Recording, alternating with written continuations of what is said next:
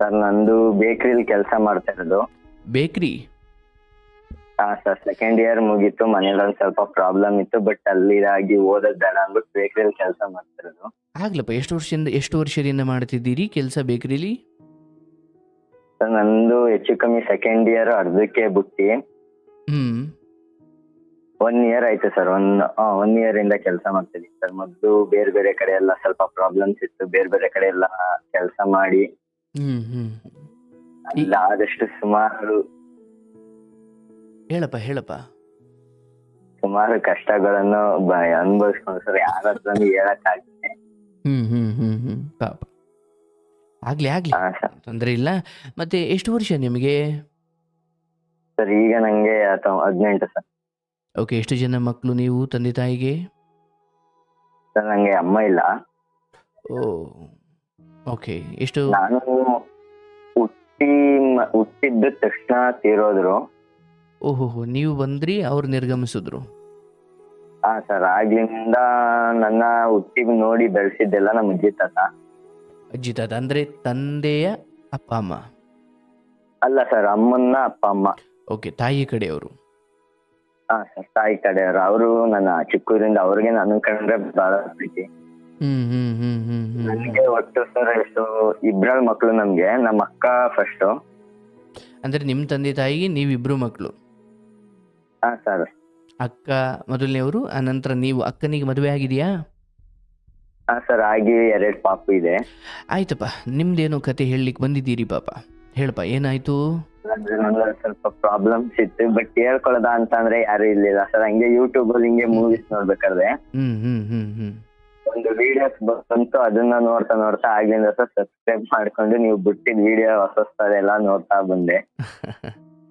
ಒಳ್ಳೇದಾಗ್ಲಿ, ಬಹಳ ಸಂತೋಷ. ಹೇಳಪ್ಪ, ಏನಾಯ್ತು? ಒಂದಿನ ನಿಮ್ ಜೊತೆ ಮಾತಾಡ್ಬೇಕು ಅಂದ್ಬಿಟ್ಟು ಆಗ್ಲಿಂಗ್ ಕಾಲ್ ಟ್ರೈ ಮಾಡ್ತಿದೆ, ಬಟ್ ನೀವು ಪಿಕ್ ಮಾಡಿರ್ಲಿಲ್ಲ. ಈಗೇನು ದೇವ್ರದೇ ಪಿಕ್ ಮಾಡಿದ್ರಿ. ಈಗ ನಿಮ್ಗೆ 18 ವರ್ಷನಾ? ಹಾ ಸರ್, ನಂದು ಪ್ರಾಬ್ಲಮ್ಸ್ ಏನಂದ್ರೆ ಮಾಮೂಲಿ ಚಿಕ್ಕದ್ರಿಂದ. ಒಂದ್ ನಿಮಿಷ, ಕೇಳಿಸ್ತಾ ಇದೆಯಾ? ನನ್ನ ಧ್ವನಿ ಕೇಳಿಸ್ತಾ ಇದೆಯಾ? ಹಾ ಸರ್, ಕೇಳಿಸ್ತಿದೆ. ಓಕೆ, ನಿನ್ ಧ್ವನಿ ಸ್ವಲ್ಪ ದೂರ ನಿಂತು ಮಾತಾಡ್ದಂಗಿದೆ. ಸರ್ ಒಂದ್ ನಿಮಿಷ.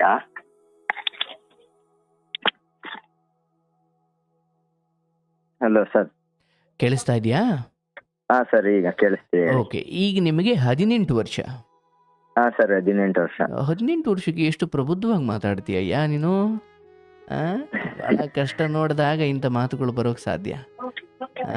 ಪ್ರಾಬ್ಲಮ್ಸ್ ಹೇಳ್ಕೊತು ಅಂದ್ರೆ ಚಿಕ್ಕದ್ರಿಂದಾನೆ ಹೇಳಪ್ಪ, ಅಜ್ಜಿ ತಾತ ಅವ್ರ ಜೊತೆ ಬೆಳೆದೆ.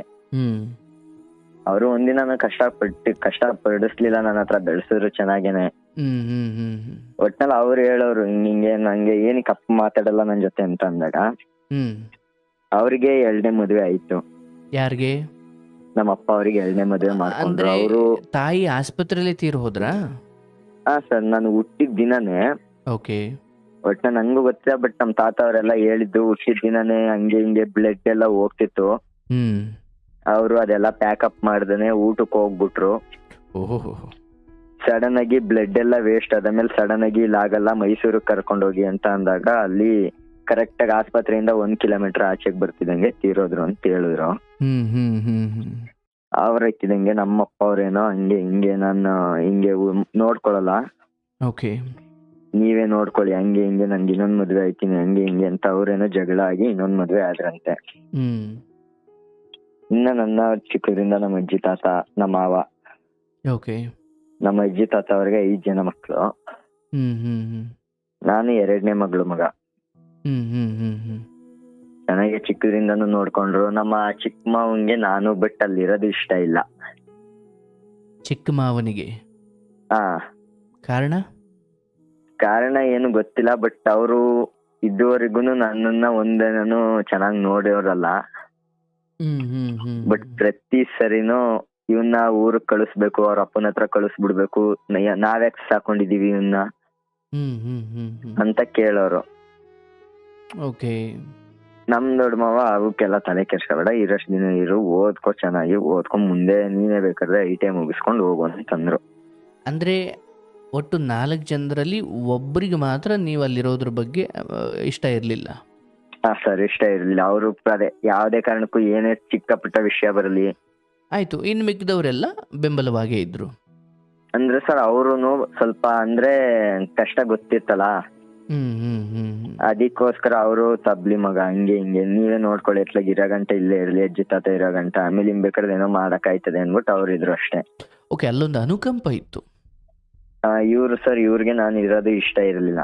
ಹ್ಮ್ ಹ್ಮ್ ಹ್ಮ್ ಇವರು ಪದೇ ಪದೇ ಯಾವ್ದಾದಕ್ಕಾದ್ರೂ ಚಿಕ್ಕ ಚಿಕ್ಕ ವಿಷಯಕ್ಕೂ ಜಗಳ ತೆಗಿಯೋರು, ಮನೆಗ್ ಫೋನ್ ಮಾಡೋದು, ಹ್ಮ್ ಇವನ್ ಇಲ್ಲಿರೋದ್ ಬೇಡ ಕಳ್ಸಿ ಅನ್ನೋದು, ಅವ್ರ ಅಪ್ಪನ್ ಫೋನ್ ಮಾಡಿ ಕರ್ಸಿ ಕರ್ಕೊಂಡೋಗಿ ಅಂತ ಅನ್ನೋದು, ಹ್ಮ್ ನಾಳೆ ದಿನ ಹೆಚ್ಚು ಕಮ್ಮಿ ಆಯ್ತು ಅಂದ್ರೆ ನನ್ ಮೇಲ್ ಬರ್ತದೆ ನಮ್ ಮೇಲ್ ಬರ್ತದೆ ಅಂತ ಅನ್ನೋರು. ಹ್ಮ್ ಬಟ್ ಆಮೇಲಿಂದ ಸರ್ ನಮ್ಮ ಅಕ್ಕಂಗ್ ಮದ್ವೆ ಆಯ್ತು. ಹ್ಮ್ ನಾನ್ ನಮ್ಮ ಅಕ್ಕನೂರು, ನಂಗೆ ನಮ್ಮ ಅಕ್ಕನ್ ಕಂಡ್ರೆ ಇಷ್ಟ, ಬಟ್ ನಾನ್ ನಮ್ಮ ಅಕ್ಕನ್ ಮಾತಾಡ್ಸ್ತಿರ್ಲಿಲ್ಲ. ಚಿಕ್ಕದ್ರಿಂದ ಒಂದಿನ ಮಾತಾಡ್ದವ್ರಲ್ಲ.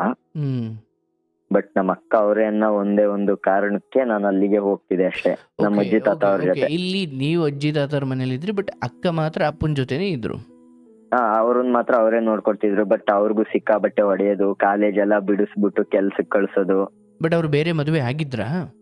ಹಾ ಸರ್, ಆಗಿದೆ. ಅವ್ರಿಗೂ ಒಂದು ಗಂಡು ಪಾಪು ಇದೆ, ಈಗ 8ನೇ ಕ್ಲಾಸ್ ಅದು. ಓಹೋ, ಓಕೆ. ಅದು ನಾನು ಸುಮಾರು ದಫೆ ಅಕ್ಕನ ಮದುವೆ ಆಯ್ತು, ಎಷ್ಟೋ ಸರಿ ತಾತ ಅಜ್ಜಿನ ಹತ್ರ ದುಡ್ಡು ಕೇಳ್ಬಾರ್ದು ಅನ್ನೋದಕ್ಕೋಸ್ಕರ ಎಷ್ಟೋ ಒಂದ್ ವೀಕ್ ಅಲ್ಲಿ 3 days ಕಾಲೇಜ್ ಸ್ಕೂಲ್ಗೆ ಹೋಯ್ತು ಅಂದ್ರೆ ಇನ್ನ 3 days ಗಾರೆ ಕೆಲ್ಸ ಅಲ್ಲಿ ಇಲ್ಲಿ ಅಂತ ಹೋಗಿ ನಾನು ಎಷ್ಟು ಅಲ್ಪ ಸ್ವಲ್ಪ ನಾನು ದುಡ್ಡು ಗಿಡ್ಡು ಜೋಡ್ಸ್ಕೊಂಡಿನಿ. ಇನ್ನ ಬೆಳಿಗ್ಗೆ ಆಯ್ತು ಅಂದ್ರೆ ಪೇಪರ್ ಹಾಕೋದು. ಅಂದ್ರೆ ತಾತನ ಮನೇಲಿ ಇಟ್ಕೊಂಡೆ? ತಾತನ ಮನೇಲೆ ಇಟ್ಕೊಂಡೆ. ತಿಂಗಳಿಗೆ 800 ಕೊಡೋರು. ನಾನು ಮೈಸೂರ್ ಹತ್ರ ಇರೋದು, ಮೈಸೂರ್ ಹತ್ರ KR ನಗರ್ ಅಂತ. ಓಕೆ. ಅಲ್ಲಿ ಈಗ ಕೆಲಸ ಮಾಡ್ತಾರೆ ಚಂದ್ರಪಟ್ಟಣ ಸರ್. ಓಕೆ, ಆಯ್ತು. ಅವರು ಚೆನ್ನಾಗಿ ನೋಡ್ಕೊಂಡ್ರು. ಆಮೇಲಿಂದ ಹಿಂಗೆ ನಮ್ಮ ಅಕ್ಕನ ಮನೆಗೆ ಹೋಗೋದು, ಅಂದ್ರೆ ಅವ್ರ ಮ್ಯಾರೇಜ್ ಆಯ್ತಲ್ಲ, ನಮ್ಮ ಅಕ್ಕ ಅಂದ್ರೆ ನಮ್ ಭಾವ ಅವ್ರನ್ನ ಕಂಡ್ರೆ ಒಂದ್ ಸ್ವಲ್ಪ ನಮ್ಮ ಮಾವ ಹಂಗೆ, ಅದೇ ಚಿಕ್ಕ ಮಾವಂಗೆ ಹೇಳಿದ್ನಲ್ಲ, ಅವ್ರಿಗೆ ನನ್ನ ಕಂಡ್ರೆ ಇಷ್ಟ ಇಲ್ಲ. ಎಲ್ಲಾರು ಊರ್ಗ್ ಹೋದ್ರೆ ಅಲ್ಲೋಯ್ತಾನೆ ಇಲ್ಲೋಯ್ತಾನೆ ಕಳಿಸ್ಬಿಡಿ ಅಂತ ಅನ್ನೋದು. ಈ ಕಡೆ ನಂಗೆ ನಮ್ಮ ಅಕ್ಕನ್ ಬಿಟ್ಟಿರಕ್ ಆಗಲ್ಲ. ಬಟ್ ನಿಮ್ ಭಾವ ಹೇಗಿದ್ರು ನಿಮ್ ಜೊತೆ? ಸರ್ ಅವರು ಸ್ವಲ್ಪ ಡ್ರಿಂಕ್ಸ್. ಅವರು ನನಗೆ ಹಿಂಗೆ ಓದಿಸ್ತೀನಿ ಅಂತ ಅಂದ್ಬಿಟ್ಟು ನಾನು ಕಾಲೇಜ್ ಬಿಟ್ಟಿ ಸರ್. ಫಸ್ಟ್ ದಿವಾಲಿಗೆ ಅಂದ್ಬಿಟ್ಟು ಊರಿಗೆ ಹೋದೆ, ನಮ್ಮ ಅಕ್ಕನೂರಿಗೆ. ಏನಕ್ಕೆ ಹೋದೆ? ದೀಪಾವಳಿ. ಸರ್, ದೀಪಾವಳಿಗೆ ಊರಿಗೆ ಹೋದಾಗ ಅಲ್ಲಿಂದ ರಿಟರ್ನ್ ಬಂದ ಊರಿಗೆ ಹಬ್ಬ ಎಲ್ಲ ಮುಗಿಸ್ಕೊಂಡು ನನ್ನ ಪಡಗ್ ನಾನು ಊರಿಗೆ ಬಂದೆ ಒಬ್ನೇ. ಅವತ್ತು ನೈಟ್ ಜಗಳ ತೆಗೆದ್ರು. 11 ಗಂಟೆ ಆಗಿತ್ತು ನೈಟು. ಓಕೆ. ಅವರೆಲ್ಲ ಕೆಲಸ ಮುಗಿಸ್ಕೊಂಡ್ ಬಂದ್ರಲ್ಲ, ನೈಟ್ 11 ಗಂಟೆ ಆದಾಗ ಮಾಮೂಲಿ ಆಚೆ ನಿಲ್ಸಿದ್ರು. ಆಚೆ ಹೊರಗಡೆ ರೋಡ್ ಹತ್ರ ನಿಲ್ಲಿಸ್ಬಿಟ್ಟು ಹಂಗೆ ಹಿಂಗೆ ಅಂತ ಫುಲ್ ಜಗಳ ಎಲ್ಲ ತೆಗೆದ್ರು.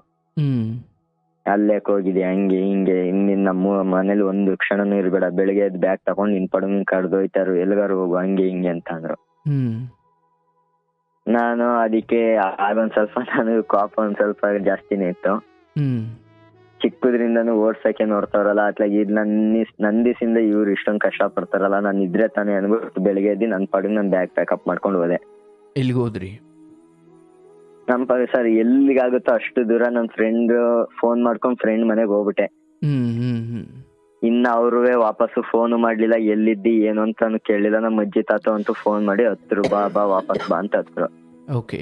ಅಂದ್ರೆ ಫೋನ್ ಸರ್ ಆಗ ಕೀಪ್ಯಾಡ್ ಯೂಸ್ ಮಾಡ್ತಿದ್ದು ಬೇಸಿಕ್. ಅಂದ್ರೆ ಅಜ್ಜಿ ತಾತ ಅವರು ಕಾಲೇಜಿಗೆ ಜಾಯ್ನ್ ಆದಾಗ ಆನ್ಲೈನ್ ಕ್ಲಾಸ್ ಇತ್ತಲ್ಲ, ಅವರು ಮೊಬೈಲ್ ತಕೊಟ್ಟಿದ್ರು. ಬಟ್ ಇವರೇ ಅದನ್ನು ಕಿತ್ಕೊಂಡ್ರು, ಮಾರಾಕೊಂಡ್ರು. ಓಕೆ, ನಿಮ್ಮ ಹತ್ರ ಕೀಪ್ಯಾಡ್ ಇತ್ತು? ಕೀಪ್ಯಾಡ್ ಇತ್ತು. ಅದು ಅಂದ್ರೆ ನಮ್ ಫ್ರೆಂಡ್ ಕೊಡ್ಸಿದ. ಅವಂದೇ ಫೋನ್ ಹೋಗ್ಬಿಟ್ಟು ವಾಪಸ್ ಇಸ್ಕೊಳ್ತೀನಿ, ನೀನ್ ತಕೊಂಡಾಗ ನನ್ ಕೊಡಿವಂತ ಅಂದ್ಬಿಟ್ಟು ಅವ್ನ್ ಕೊಟ್ಟಿದ. ಆಗ ಸರ್ ನಾನ್ ನಮ್ ಫ್ರೆಂಡ್ ಮನೆಗೆ ಹೋದೆ. ಅಲ್ಲಿಂದ ಪರಿಚಯ ಮಾಡ್ಕೊಂಡು ಇನ್ನೊಬ್ಬ ಫ್ರೆಂಡ್ ಮಂಡಿಗ್ ಕಳ್ಸಿದ್ರು. ಅವನ್ ಕಾಂಟ್ಯಾಕ್ಟ್ ಇಂದ ಮಂಡಿಕ್ ಹೋದೆ. ಅಲ್ಲಿ ಕೇಮ್ದೊಡ್ಡಿ ಹತ್ರ ಸರ್ ಬಾರಿಗೆ ಕೆಲ್ಸಕ್ಕೆ ಸೇರ್ಕೊಂಡೆ. ಬಾರಲ್ಲಿ ಕೆಲಸ ಮಾಡ್ದೆ. ಅಲ್ಲೊಂದ 2 months ಮಾಡ್ದೆ. ಹಂಗೆ ನೆಕ್ಸ್ಟ್ ಇನ್ನೊಬ್ಬ ನನ್ನ ಫ್ರೆಂಡ್ ಕೋಲಾರದಲ್ಲಿ ಮಾಡ್ತಿದ್ದ. ಬಾರಲ್ಲಿ ಸಂಬಳ ಎಷ್ಟು ಕೊಡೋರು ಸರ್? ಬಾರಲ್ಲಿ ಆಗ ನಂಗೆ 6,000 ಕೊಡ್ತೀನಿ ಅಂತ ಹೇಳಿದ್ರು. ಓಕೆ. ಏನ್ ಕೆಲಸ ನಿಮ್ದಲ್ಲಿ? ಸರ್ ಮಾಮೂಲಿ ಸಪ್ಲೈಯರ್ ಅಲ್ಲಿ ಕ್ಲೀನಿಂಗ್ ಸಪ್ಲೈ ಮಾಡ್ಕೊಂಡು. ಬಟ್ ಆ ಸಮಯದಲ್ಲಿ ಮನೆಯವರು ಈ ಕಡೆ ಯಾರು ಸಂಪರ್ಕದಲ್ಲಿ ಇರ್ಲಿಲ್ವಾ? ಅಥವಾ ಇದ್ರೂ ಕೂಡ ನೀವೇನ್ ಮಾಡ್ತಿದ್ದೀರಿ ಅಂತ ಹೇಳ್ಕೊಂಡಿರ್ಲಿಲ್ವಾ? ಸರಿ, ಸಂಪರ್ಕ ಅನ್ನೋದಲ್ಲ, ಅವಾಗ್ಲಿಂದನು ಇವತ್ಲವರೆಗೂ ಒಬ್ರು ಫೋನ್ ಮಾಡಿಲ್ಲ ನನಗೆ. ಓಕೆ, ಈಗ ಅಲ್ಲಿಗೆ ನಿಂತಿರೋಣ, ಇನ್ನು ಇಲ್ಲಿಗೆ ಬರೋದು ಬೇಡ. ಸೊ ಅಲ್ಲಿ ಬಾರಲ್ಲಿ ಮಾಡ್ತಿದ್ರಿ, ಕೋಲಾರದೇನೋ ಹೇಳಿದ್ರಿ, ಅಲ್ಲಿ ಅಲ್ಲಿ ಯಾರಿದ್ರು? ಕೋಲಾರದಲ್ಲಿ ಹಂಗೆ ಸರ್, ಹಿಂಗೆ ಅಲ್ಲೇ ಬಾರಿಯಲ್ಲಿ ಪರಿಚಯ ಆದ ನಮ್ಮ ಹುಡುಗ, ಒಂದು ಹುಡುಗ ಪರಿಚಯ ಅದ. ಅವನು ಕೋಲಾರಕ್ಕೆ ಹೋಗದ, ಅಲ್ಲೇ ಹಿಂಗೆ ಇಲ್ಲಿ ಸ್ಯಾಲರಿ ಸರ್ ಕಮ್ಮಿ ಕೊಡ್ತಿದ್ರು, ಅಲ್ಲಿ ಕೋಲಾರದಲ್ಲಿ ಮಂಡ್ಯದವನು ನಮ್ಮ ಹುಡುಗನೇ ಮಾಡ್ತಾನೆ, ಹೋಗು ಅಂತ ಅಂದ್ರು. ನಾನು ಏನ್ ಮಾಡ್ದೆ, ಸರಿ ಆಯ್ತು ಅಂದ್ಬಿಟ್ಟು, ಹುಡುಗರು ಅಂದ್ರೆ ಈಗ ಹೆಂಗಿದ್ರು ಅವ್ನ್ ನಂಬೆ ಬಂದಿದ್ದೀನಿ, ಓಕೆ ಈಗ ಅವ್ನೆಲ್ಲೂ ಕರೆದ್ರು ಹೋಗ್ಲೇಬೇಕಲ್ವಾ ಸರ್ ಅಂದ್ಬಿಟ್ಟು ಹೋದೆ. ಓಕೆ ಒಂದಿನ ಏನ್ ಮಾಡ್ದೆ, ಮಾಮೂಲಿ ನನ್ ಕಷ್ಟನ ನಾನು ಅವ್ರ ಹತ್ರ ಹೇಳ್ಕೊಳ್ಳೋದು ತಪ್ಪು, ಹೇಳ್ಕೊಳ್ದೆ ಹೋದ್ರು ತಪ್ಪು ಅಂತ ಅವಾಗ್ಲೇ ಅನ್ಸಿದ್ದು. ಈಗ ಯಾರು ಇಲ್ಲ ಅಂತ ಹೇಳ್ಕೊಂಡ್ರೆ ಈಳಿಸ್ತಾರೆ, ಇದ್ದಾರೆ ಅಂತ ಹೇಳ್ಕೊಂಡ್ರೆ ಮಾಮೂಲಿ ಅದು ಇದು ಅಂತ ಏನೇನಾರು ಬೈತಾ ಇರ್ತಾರೆ. ನಾನ್ ಮಾಮೂಲಿ ಎಲ್ಲ ನಮ್ಮವ್ರೆ ಅಲ್ವಾ ಅನ್ಬಿಟ್ಟು ಹೊರಗಡೆ ಹೋದಾಗ ನಾನ್ ಜಾಸ್ತಿ ನಂಬಿಡೋದ್ ಜಾಸ್ತಿ ಸರ್, ಇವ್ರು ನಮ್ಮವ್ರು ಹೆಲ್ಪ್ ಮಾಡ್ಬೋದು ಅಂತ ನಂಬಿಡೋದ್ ಜಾಸ್ತಿ ನಾನು. ಓಕೆ ಆಲ್ಮೋಸ್ಟ್ ಅಲ್ಲಿಗೆ ಹೋದಾಗ ಅವ್ರನ್ನು ಹಂಗೆ ನಂಬ್ದೆ ಕ್ಯಾಶಿಯರ್ನ. ಅಲ್ಲಿ ಅವ್ರ ಹತ್ರ ಹೇಳ್ಕೊಂಡಿದ್ದೆ ಮಾತ್ರ ನಾನು ದೊಡ್ಡ ತಪ್ಪು ಮಾಡ್ದೆ. ಏನು ಹೇಳ್ಕೊಂಡಿದ್ರಿ? ಹೇಳಿದೆ ಸರ್, ಹಿಂಗೆ ಅಪ್ಪ ಅಮ್ಮ ಇಲ್ಲ, ಅಪ್ಪ ಇದ್ರೂ ನನ್ನನ್ನು ಮಾತಾಡ್ಸಲ್ಲ, ಅವ್ರ ಪಾಲಿಗೆ ನಾನು ಸತ್ತೋಗಿದ್ದೀನಿ. ಅಕ್ಕಂದ ಹಿಂಗ್ ಮದುವೆ ಆಗಿದೆ, ಸೊ ಆ ಭಾವ ಅವರು ನನಗ್ ಕಾಂಟ್ಯಾಕ್ಟ್ ಅಲ್ಲಿ ಇಲ್ಲ. ಏನಕ್ಕೆ ಅಂದ್ರೆ ನನ್ನ ಹತ್ರ ದುಡ್ಡಿದ್ದಾಗ ಯೂಸ್ ಮಾಡ್ಕೊಂಡು ನಮ್ಮ ಅವರು ಬಿಟ್ಟಾಕಿದ್ರು. ಅವರು ನನ್ ಕಾಂಟ್ಯಾಕ್ಟ್, ಈಗ ನಾನು ಅವ್ರನ್ನ ಯಾರ್ದು ಮಾತಾಡ್ಸಲ್ಲ ಹಂಗೆ ಹಿಂಗೆ ಅಂತ ಹೇಳಿ ಅವ್ರ ಹತ್ರ ಹೇಳ್ಕೊಂಡೆ. ಸ್ಟಾರ್ಟಿಂಗ್ ಸರ್ 1 ವೀಕ್ ವರೆಗೂ ಚೆನ್ನಾಗಿ ನೋಡ್ಕೊಂಡ್ರು. ಆಮೇಲಿಂದ ಅಲ್ಲೇ ಫುಲ್ ಕ್ಲೀನಿಂಗು, ಬಾತ್ರೂಮ್ ತೊಳಿ, ಅಂದ ರೂಮ್ಗಳು ಇರುತ್ತಲ್ಲ ರೆಸ್ಟೋರೆಂಟ್ ಅಲ್ಲಿ, ಪ್ರತಿಯೊಂದು ರೂಮ್ ಕರ್ಕೊಂಡು ಹೋಗ್ಬಿಟ್ಟು ಬಾತ್ರೂಮ್ ಎಲ್ಲ ತೊಳ್ಸೋರು. ನಾನು ಆಗ ಅನ್ಕೊಂಡೆ, ಒಟ್ಟಲ್ಲಿ ನಾವು ಮಾಡೋದು ಯಾವ್ದೇ ಕೆಲ್ಸ ಅಲ್ಲಿ ಒಂದು ಇದಿರ್ಬಾರ್ದು, ಅದ್ರ ಮೇಲೆ ಅಸೂಯೆ ಇರ್ಬಾರ್ದು ಅಂದ್ಬಿಟ್ಟು ನಾನು ಮಾಡ್ದೆ. ಓಕೆ ಓಕೆ, ಅಂದ್ರೆ ಆ ಕುರಿತು ಯಾವುದೇ ನಾಚಿಕೆ ಪಟ್ಕೊಳ್ಳೋದಂಗೆ ಅಥವಾ ವಾಕರಿಕೆ ಪಟ್ಕೊಳ್ಳೋದಂಗೆ ಮಾಡಬೇಕು ಅಂತ. ಹಾ ಸರ್, ಬಾತ್ರೂಮ್ ತೊಳಿ ಅಂತಂದ್ರು, ಬಾತ್ರೂಮ್ ಸಹ ತೊಳೆದಿದ್ದೀನಿ, ಪೂರ್ತಿ ಎಲ್ಲಾನು ಕೆಲಸ ಎಲ್ಲಾನು ಮಾಡಿದೀನಿ. 6 ತಿಂಗಳು ಸರ್, ಅವ್ರು ಎಷ್ಟು ಕಷ್ಟ ಕೊಟ್ರು ಅಷ್ಟು ಕಷ್ಟನು ಅನ್ಸೈಸ್ಕೊಂಡ್ ಬರ್ತೀನಿ. ಹೊಡೆದವ್ರೆ. ಓಕೆ ಅಣ್ಣ ನಾನು ಅದ್ ಮಾಡಲ್ಲ ಅಣ್ಣ, ಅವ್ರು ಸುಮ್ ಕೂತಿರ್ತಾರಲ್ಲ ಅವ್ರ ಕೈಲಿ ಮಾಡ್ಸೋಣ, ನಾನು ಒಬ್ಬನ್ ಕೈಲೇ ಮಾಡಿಸ್ತಿಲ್ಲ ಅಂತಂದಾಗ ಹೊಡೆದವ್ರೆ ನನಗೆ. ಮಾಮೂಲಿ ನೈಟು ಇದು ಬಾರೆಲ್ಲ ಕ್ಲೋಸ್ ಆದ್ಮೇಲೆ ರೂಮಿಗೆ ಮನಿಕೊಳಕ್ ಹೋಗಿದಾಗ ಹೊಡೆದವ್ರೆ. ಅಂದ್ರೆ ಆ ಸಮಯದಲ್ಲಿ ಎಷ್ಟು ವಯಸ್ಸು ನಿಮ್ದು? ಸರ್ ಆ ಸಮಯದಲ್ಲಿ ನನಗೆ 17. ಓಕೆ, 1 ವರ್ಷದ ಹಿಂದಿನ ಕಥೆಗಳನ್ನ ಹೇಳ್ತಿದ್ದೀರಿ. ಹಾ ಸರ್, 17 ವರ್ಷ. ಆ ಟೈಮಲ್ಲಿ ಅಂದ್ರೆ ಹಿಂಗೆ ಕೇಸ್ ಆಯ್ತದೆ ಅಂತ ಗೊತ್ತಿತ್ತು, ಬಟ್ ಅಂತಂದ್ರೆ ಸರ್ ಏನಿಲ್ಲ, ನನಗೆ ವಿಧಿ ಇಲ್ಲ, ಕೆಲಸ ಯಾವ್ದು ಸಿಕ್ಕಿದ್ರು ಮಾಡ್ಲೇಬೇಕು. ಸೊ ಮೇಲ್ನೋಟಕ್ಕೆ ಬಾಲಕಾರ್ಮಿಕ, ಬಟ್ ವಿಧಿ ಇಲ್ಲ. ಹಾ ಸರ್, ಅಂದ್ರೆ ನಂಗೆ ಪರಿಸ್ಥಿತಿ ಇದ್ದಿದ್ದೆ. ಆಯ್ತಪ್ಪ ಹೇಳಪ್ಪ. ಅಲ್ಲಿಗೆ ಹೋಗಿ ಕೆಲಸ ಮಾಡ್ತಿದ್ದ ಸರ್, ಅಲ್ಲಿ ಕಷ್ಟ ಕೊಟ್ರು.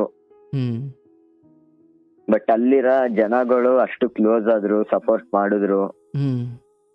ಅವ್ರ ಹತ್ರನು ಹೇಳ್ದೆ, ಈ ತರ ಮಾಡಿದ್ಕೆ ಹಿಂಗ್ ಹೇಳ್ಕೊಂಡಿದ್ಕೆ ಈ ತರ ಮಾಡ್ತಾರ ಕಣಣ ಇಲ್ಲಿ, ಹಂಗೆ ಹಿಂಗೆ ಅಂತ ಹೇಳಿದ್ಕೆ ಅಲ್ಲಿರೋ ಜನಗಳು ನನ್ ಸಪೋರ್ಟ್ ಆಗಿ ನಿಂತ್ಕೊಂಡ್ರು. ಅಲ್ಲಿ 6 ಮಂತ್ ಅವ್ರು ಏನೇ ಕಷ್ಟ ಕೊಟ್ರು, ಹೊಡೆಸ್ಕೊಂಡು ಡೈಲಿ ಏನ್ ಮಾಡಿದ್ರು ಅಂದ್ರೆ, ಒಂದಿನ ಸರ್ ಹಿಂಗೆ ನನ್ನ ಬರ್ಡೇ ಇತ್ತು, ಬರ್ಡೇ ಅಂತ ಹೇಳ್ದೆ, ಅದಕ್ಕೆ ಕೇಕ್ ಕಟ್ ಮಾಡಿಸಿದ್ರು. ನನ್ಗೊಂದ್ ಸ್ವಲ್ಪ ಖುಷಿ ಆಯ್ತು. ಮಾಮೂಲಿ ಅವರೆಲ್ಲ ಕೇಕ್ ಕಟ್ ಮಾಡ್ಕೊಂಡು ಅವರು ಏನ್ ಮಾಡಿದ್ರು, ಬಿಯರ್ ಬಾಟ್ಲುಗಳು ತುಂಬ್ಕೊಂಡು ಮ್ಯಾಕ್ ತಕೊಂಡೋದ್ರು ರೂಮ್ಗೆ. ನಾನು ಏನೇ ಅಂತ ಏನು ಕೇಳಿಲ್ಲ. ಅವ್ರು ಮಾಮೂಲಿ ಪಾರ್ಟಿ ಎಲ್ಲ ಮಾಡ್ಬಿಟ್ಟು ಅದು ಟೋಟಲ್ ಎಷ್ಟು 5,000 ಚಿಲ್ಡ್ರೆ ಬಿಲ್ ನನಗ್ ಬರೋದ್ರು, ನನ್ ಸ್ಯಾಲ್ರಿ ಬರೋದ್ರು. ಈಗ ಏನ್ ಮಾಡ್ತೀವಿ, ಅವ್ರ ಹತ್ರ ಮಾತಾಡಿದ್ರು ಪ್ರಯೋಜನ ಇಲ್ಲ, ನನ್ ಕಡೆ ಕೇಳೋರು ಯಾರು ಇಲ್ಲ. ನಾನು ಸರಿ ಆಯ್ತು ಅಣ್ಣ ಅಂದ್ಬಿಟ್ಟು, ಸರಿ ಆಯ್ತು ಬರ್ಕೊಳ್ಳಿ ಅಣ್ಣ ಅಂದ್ಬಿಟ್ಟು ನಾನು ಸುಮ್ಮನಾದೆ. ಕೊಡ್ತಿದ್ದು ಎಷ್ಟು ಸ್ಯಾಲ್ರಿ? 15,000 ಅಂತ ಅಂದ್ರು ಸರ್. ಅಂದ್ರೆ 1 ತಿಂಗಳದ್ದು ಸಂಬಳ ಕೊಡ್ಲಿಲ್ಲ ನನಗೆ. 15,000 ಅಂದ್ಬಿಟ್ಟು ಕರೆಸಿದ್ರು, ಬಟ್ 1 ತಿಂಗಳು ಸಂಬಳನು ಕೊಡ್ಲಿಲ್ಲ. ನಾನು ಅಲ್ಲಿ ಸಪ್ಲೈ ಮಾಡುವಾಗ ಕೊಡ್ತಿದ್ದ ಟಿಪ್ಸ್ನು ಸಹ ಕಿತ್ಕೊಳ್ಳೋರು. ಆ ಟಿಪ್ ದುಡ್ಡು ಅಲ್ಪ ಸ್ವಲ್ಪ ಈಗ ಕೊಟ್ಟು ಅವ್ರು ಇವ್ರು 10-20 ಕೊಟ್ಟಿ ಅದು ಎಷ್ಟು 3,000 ಚಿಲ್ಡ್ರೆ ಜೋಡ್ಸ್ಕೊಂಡಿದೆ. ಬಟ್ ಅದನ್ನು ನಾನು ಹಾಕೊಡ್ತೀನಿ ಈಗ ಕೊಡ್ತೀನಿ, ಕೊಡಿಲಿ ನಿಂತಿದ್ರೆ ಖರ್ಚು ಮಾಡ್ತೀಯ ಹಂಗೆ ಹಿಂಗೆ ಅಂದ್ಬಿಟ್ಟು ಇಸ್ಕೊಂಡು ಅದನ್ನು ಸಹ ಕೊಡ್ಲಿಲ್ಲ. ಹಂಗೆ ಹಿಂಗೆ ಅಂತ ಮಾತುಕತೆ ಆಗಿ ಸರ್ ಅದ್ರ ಮಾರ್ನಿಂಗ್ ಬೆಳಗ್ಗೆ ಬರ್ಡೇ ಮಾರ್ನಿಂಗ್ ಬೆಳಗ್ಗೆ ಒಂದಿನ ಏನ್ ಮಾಡಿದ್ರು, ಈ ಕೂಲ್ ಡ್ರಿಂಕ್ಸ್ಗೆ ಹಾಟ್ ಡ್ರಿಂಕ್ಸ್ ಮಿಕ್ಸ್ ಮಾಡ್ಬಿಟ್ಟು ಕುಡಿಸ್ಬಿಟ್ರು. ಕೂಲ್ ಡ್ರಿಂಕ್ಸ್ ಅಂದರೆ ಜ್ಯೂಸಾ? ಹಾ sir, Pepsi. Okay. Hard drinks ಅಂದರೆ ಸರ್ ಇದು BP. ಅಂದರೆ ಸರ್ ಇದು ಎಣ್ಣೆ. ಎಣ್ಣೆ. ಓಕೆ. ಅಂದರೆ ಜ್ಯೂಸ್ಗೆ ಎಣ್ಣೆ ಮಿಕ್ಸ್ ಮಾಡಿ ಕುಡಿಸೋದು. ಹಾ ಸರ್, ಕುಡಿಸಿದ್ರು. ಓಕೆ. ಅದು ಅವರ ಚಪ್ಪಲಕ್ಕೆ ನನ್ನ ಕುಡಿಸಿ ನಂದು ವಿಡಿಯೋ ಮಾಡ್ಕೊಂಡ್ರು. ಓಹೋ. ವಿಡಿಯೋ ಮಾಡ್ಕೊಂಡು ಬೆಳಿಗ್ಗೆ ಎಲ್ಲ ಆದ್ಮೇಲೆ ಬೆಳಿಗ್ಗೆ ತೋರಿಸ್ಬಿಟ್ಟು ಎಲ್ಲಾರ್ಗು ತೋರಿಸ್ಬಿಟ್ಟು ನಗಾಡ್ತಿದ್ರು. ನಾನು ಹೇಳ್ದೆ ಹೊತ್ಕೊಂಡು, ಅಣ್ಣ ಹಿಂಗೆ ಹಿಂಗೆ ನಿಮ್ ಕಾಲ್ ಮುಗಿತೀನಿ, ವಿಡಿಯೋ ಡಿಲೀಟ್ ಮಾಡಿ ಅಣ್ಣ, ಹಿಂಗೆ ಹಿಂಗೆ, ಇಲ್ಲ ಅಂದ್ರೆ ನಾನು ಊರ್ಗ್ ಹೋಗ್ಬಿಡ್ತೀನಿ ಅಣ್ಣ, ಕಳಿಸಿ ಅಣ್ಣ, ಹಿಂಗೆ ಹಿಂಗೆ ಅಂತ ಅಂದೆ. ಓಕೆ. ವಿಡಿಯೋ ಮಾಡ್ಕೊಂಡು ಏನ್ ಮಾಡೋ ಉದ್ದೇಶ ಅವ್ರದ್ದು? ಸರ್ ಗೊತ್ತಿಲ್ಲ ಏನ್ ಮಾಡ್ಬೇಕು ಅಂತ, ಬಟ್ ವಿಡಿಯೋ ಹಿಡ್ಕೊಂಡು ತೋರ್ಸೋರು, ರೇಗ್ಸೋರು, ಕೊನೆಗೊಟ್ಟಲ್ಲಿ ಡಿಲೀಟ್ ಮಾಡಿಸ್ದೆ. ಓಕೆ. ಬಟ್ ಹಾಗೆ ಕುಡಿಸಿದ್ರಲ್ಲ, ಮತ್ ನಿಮ್ಗೆ ಏನಾದ್ರು ನಶೆ ಪಶೆ ಏರ್ತಾ? ಸರ್ ಫುಲ್ ನನಗೆ ಆ ಟೈಮಲ್ಲಿ ನಾನು ಏನ್ ಮಾಡಿದೀನಿ ಅಂತಾನು ಗೊತ್ತಿಲ್ಲ, ಏನ್ ಮಾಡ್ತಾ ಇದೀನಿ ಅಂತಾನು ಗೊತ್ತಿಲ್ಲ.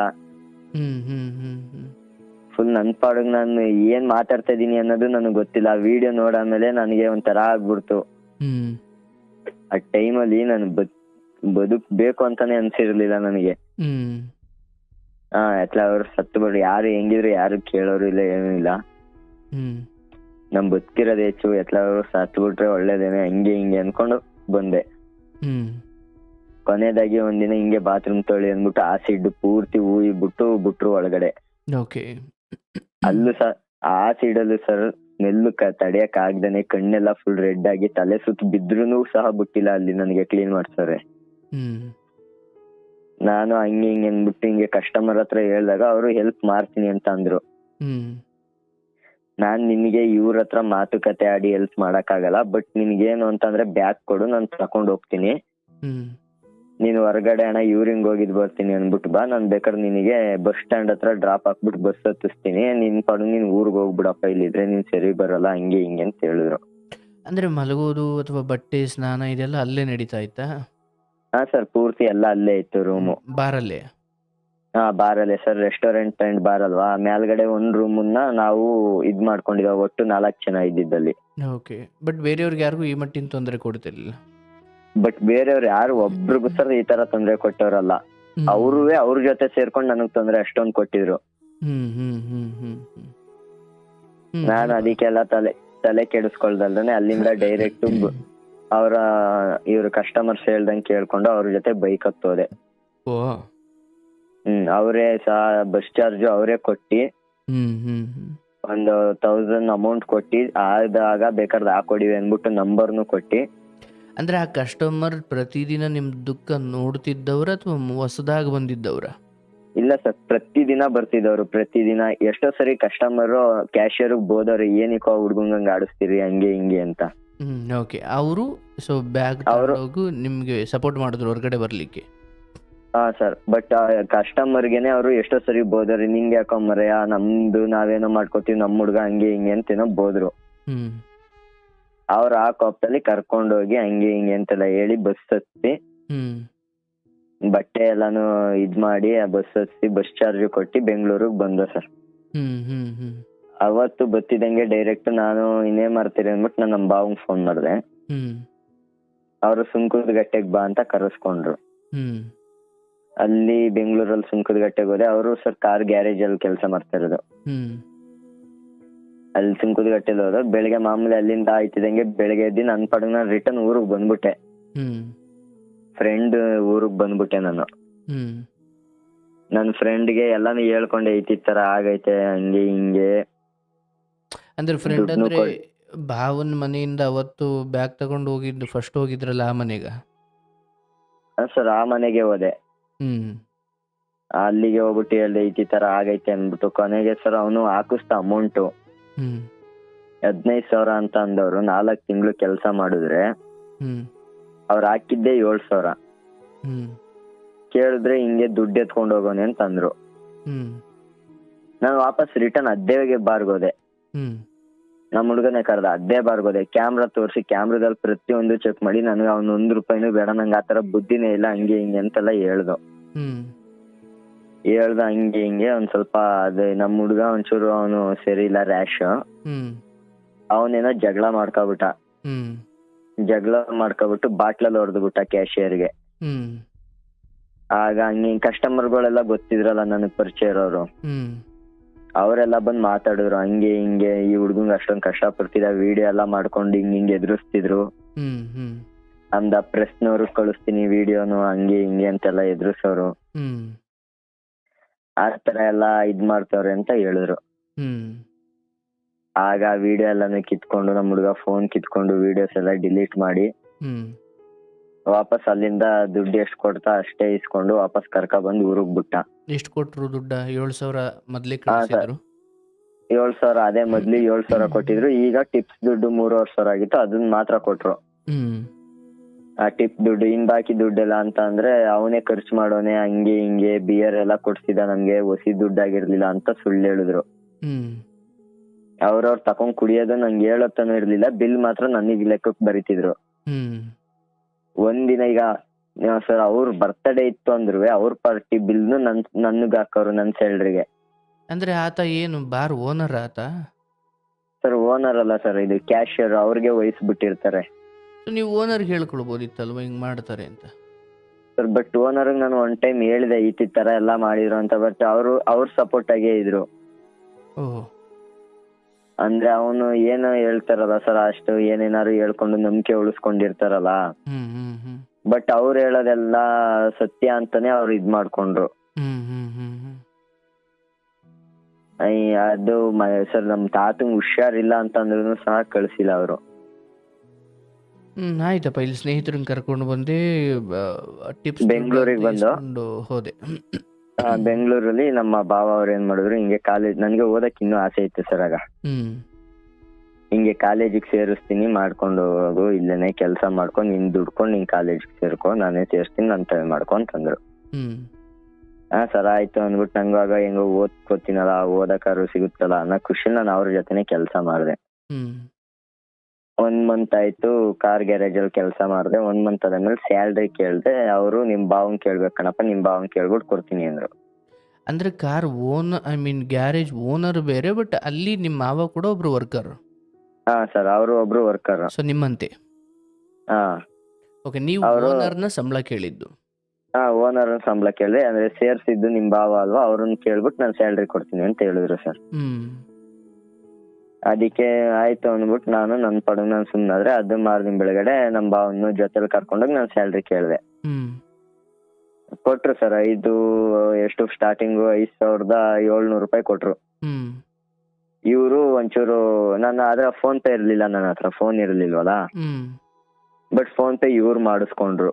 ಬಾಬಾ ಅವ್ರು ಮಾಡಿಸ್ಕೊಂಡ್ ಏನ್ ಮಾಡೋರೆ, ಅವ್ರ ಚೀಟಿ ದುಡ್ಡಿಗೆ ಬಳಸ್ಕೊಂಡವ್ರೆ ಅದನ್ನ. ನನ್ಗೆ ಕೇಳಿದ್ರೆ ನನ್ನ ಹತ್ರನೂ ಇಲ್ಲ ಅಂತ ಹೇಳಿದ್ರು. ಹಂಗೆ ಹಿಂಗೆ ಅಂತೆಲ್ಲ ಇದ್ ಮಾತಾಡಿ ಹಂಗೆ ಹಿಂಗೆ ಈಗ ನಂಗೆ ಕರ್ಕ ಬಂದ್ ಸೇರ್ಸಿಲ್ವ ಅಂದ್ರು. ಒಂದಿನ 3 ಆಳು ರಜಾ ಹಾಕೊಂಡು ಊರಿಗೆ ಹೋಗಿದ್ದು ಹಬ್ಬಕ್ಕೆ. 3 ಆಳು ಅಂದ್ರೆ ಅಕ್ಕ, ಭಾವ, ನೀನು? ಅಕ್ಕ ಅಲ್ಲ, ನಮ್ಮ ಜೊತೆ ಇನ್ನೊಬ್ಬ ಅಣ್ಣ ಇದ್ದ, ನಮ್ಮ ಭಾವನ ಅತ್ತೆ ಮಗನೇ, ಅಲ್ಲೂ ಮಾಡ್ತಿದ್ದು. ಅವರು 3 ಜನನು ನಾವು ರಜಾ ಹಾಕೊಂಡು ಊರಿಗೆ ಹೋದ. ಅಲ್ಲಿಂದ ವಾಪಸ್ ಒನ್ ಡೇ ರಜಾ ಕೇಳ್ಬಿಟ್ಟು 1 ವೀಕ್ ಆದ್ಮೇಲೆ ಬಂದು.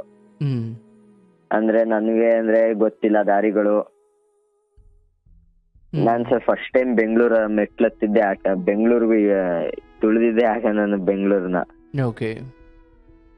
ಅವರು ಕರ್ಕೊಂಡು ಹೋದ್ರು. 1 ವೀಕ್ ಆದ್ಮೇಲೆ ಕರ್ಕೊಂಡ್ ಬರ್ಬೇಕಾದ್ರೆ ಓನರ್ ಏನೋ ಅವ್ರು ನಮ್ಮ ಭಾವ ಅವರಿಗೆ ಬೋದವ್ರೆ, ಹಂಗೆ ಹಿಂಗೆ ಅಂತ ಅವ್ರೇನೋ ಬೋದವ್ರೆ. ಅವ್ರ ಮೇಲಿರೋ ಕೋಪ ಏನ್ ಮಾಡ್ಬಿಟ್ರು, ಕರೆಕ್ಟಾಗಿ ಕೆಂಗೇರಿಗೆ ಹೋದ ಸರ್. ಕೆಂಗೇರಿ ರೈಲ್ವೆ ಸ್ಟೇಷನ್ ಅಲ್ಲಿ ಇಳ್ಕೊಂಡು ನಾವು ಕೆಲಸ ಮಾಡೋದೇ ಬೇಡ, ವಾಪಸ್ ಬಂದ್ಬಿಡದ ಹಂಗೆ ಹಿಂಗೆ ಅನ್ಕೊಂಡು ವಾಪಸ್ ಕರ್ಕ ಬಂದ್ರು. ವಾಪಸ್ ಕರ್ಕ ಬಂದ್ಬಿಟ್ಟು ನನ್ನ ಹತ್ರ ಇರೋ ದುಡ್ಡು ಕಿತ್ಕೊಂಡ್ರು. ಅಲ್ಲಿ ಕೊಟ್ಟಿದ್ರು ಅನ್ನಲ್ಲ, ಆ ದುಡ್ಡು ಇಸ್ಕೊಂಡು ಹಿಂಗೆ ನಾವೇ ಗ್ಯಾರೇಜ್ ಓಪನ್ ಮಾಡ್ಕೊಳಕ್ ಆಯ್ತದೆ, ನಾವೇ ಚಿಕ್ಕ ಪುಟ್ಟ ಐಟಮ್. ಸರ್ ನಂಗೆ ಏನು ಗೊತ್ತಿಲ್ಲ, ಅವ್ರು ಹೆಂಗ್ ಹೇಳ್ತಾರ ಹಂಗೆ ನಾನು ಆಗಿದೆ. ನಾವೇ ಗ್ಯಾರೇಜ್ ಓಪನ್ ಮಾಡ್ಕೊಳಕ್ ಆಯ್ತದೆ ಹಂಗೆ ಹಿಂಗೆ ಅಂತ ಐಟಮ್ ಎಲ್ಲ ತಗೊಳದ ಅಂತ ದುಡ್ಡು ಇಸ್ಕೊಂಡ್ರು. ಎಲ್ಲ ಏನ್ ಮಾಡ್ಕೊಂಡ್ರು ನಂಗೂ ಗೊತ್ತಿಲ್ಲ. ಅದಾದ್ಮೇಲೆ ಮೈಸೂರಿಗೆ ಕರ್ಕ ಬಂದ್ಬಿಟ್ಟು ನಿನ್ ಫ್ರೆಂಡ್ ಮನೆ ಇರು, ನಾನು ಫೋನ್ ಮಾಡ್ತೀನಿ ಆಗ ಬರೀವಿ ಅಂತ ಅಂದ್ರು. ಫ್ರೆಂಡ್ ಮನೆ ಅಂದ್ರೆ ಮಂಡ್ಯನಾ? ಮಂಡ್ಯಕ್ಕೆನ ಸರ್. ನಾನು ಇನ್ನೇನ್ ಮಾಡ್ತೀರಿ, ಅವರು ನನ್ನ ಬುಟ್ಟಿ ಮೈಸೂರಲ್ಲಿ ಹೊಂಟೋದ್ರು. ಹ್ಮ್ ಅವ್ರ ಪಾಡಿಗೆ ಅವ್ರಿಬ್ರು ಯಾವ ಕಡೆ ಹೋದ್ರು ಅಂತ ನಾನು ಅವೇನು ಫೋನ್ ಗೀನು ಏನು ಮಾಡ್ಲಿಲ್ಲ. ಅವರು ನನ್ನ ಫೋನ್ ಎತ್ತುತ್ತಾನೂ ಇರ್ಲಿಲ್ಲ. ಇನ್ನ ಓಕೆ. ನಾ ಮಂಡಿಕ್ ಹೋಗಿ ಅವನ ಹತ್ರ ಹಿಂಗೆಲ್ಲ ಹೇಳ್ಕೊಂಡಿದ್ಕೆ ಇದಕ್ಕೆ ಸೇರಿಸ್ತಾ ಸರ್, ಹಾರ್ಡ್ವೇರ್ ಅಂಗಡಿ.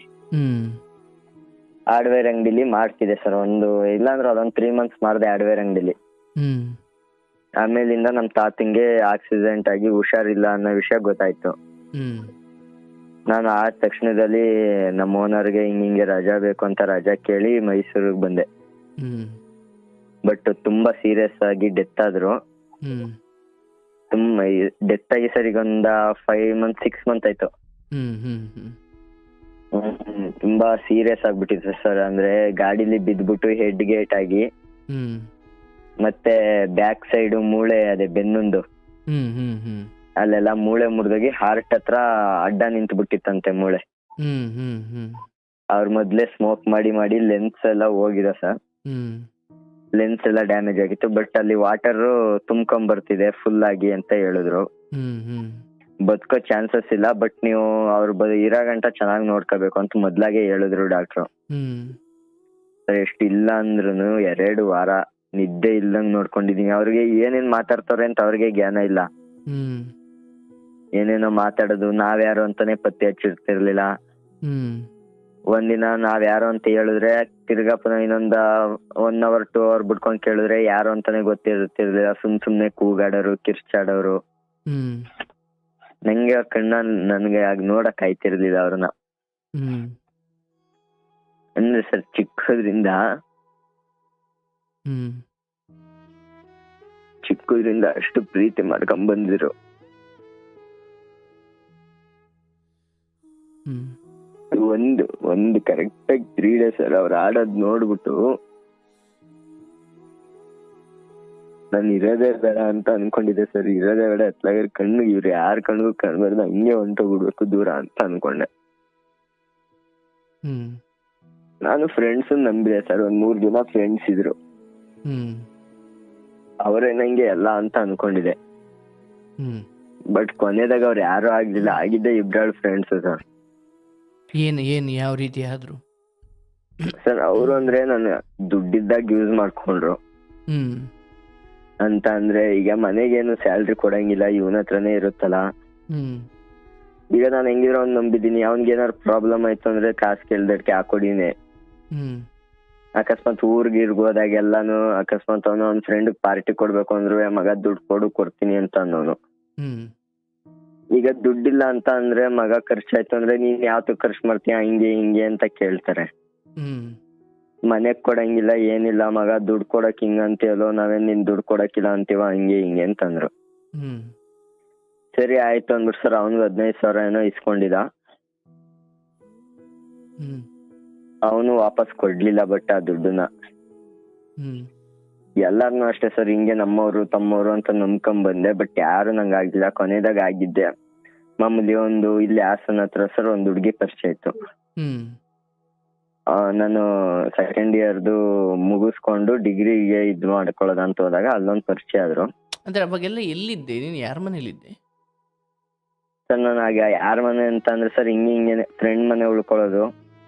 ಅಲ್ಲಪ್ಪ, 1 ದಿವ್ಸ ಉಳ್ಕೊಬೋದು, 2 ದಿವ್ಸ ಉಳ್ಕೊಬೋದು, ವರ್ಷಲ್ಲಿ ಅದು ಹೆಂಗೆ ಉಳ್ಕೊಳ್ತಿದ್ದೆ ಸರ್? ವರ್ಷ ಅಂತಂದ್ರೆ ನಾನು ಕೆಲಸ ಮಾಡ್ತಾ ಇರ್ತೀನಲ್ಲ, ಅವ್ರದೇ ಆದಂತ ರೂಮ್ ಕೊಟ್ಬಿಡೋರು.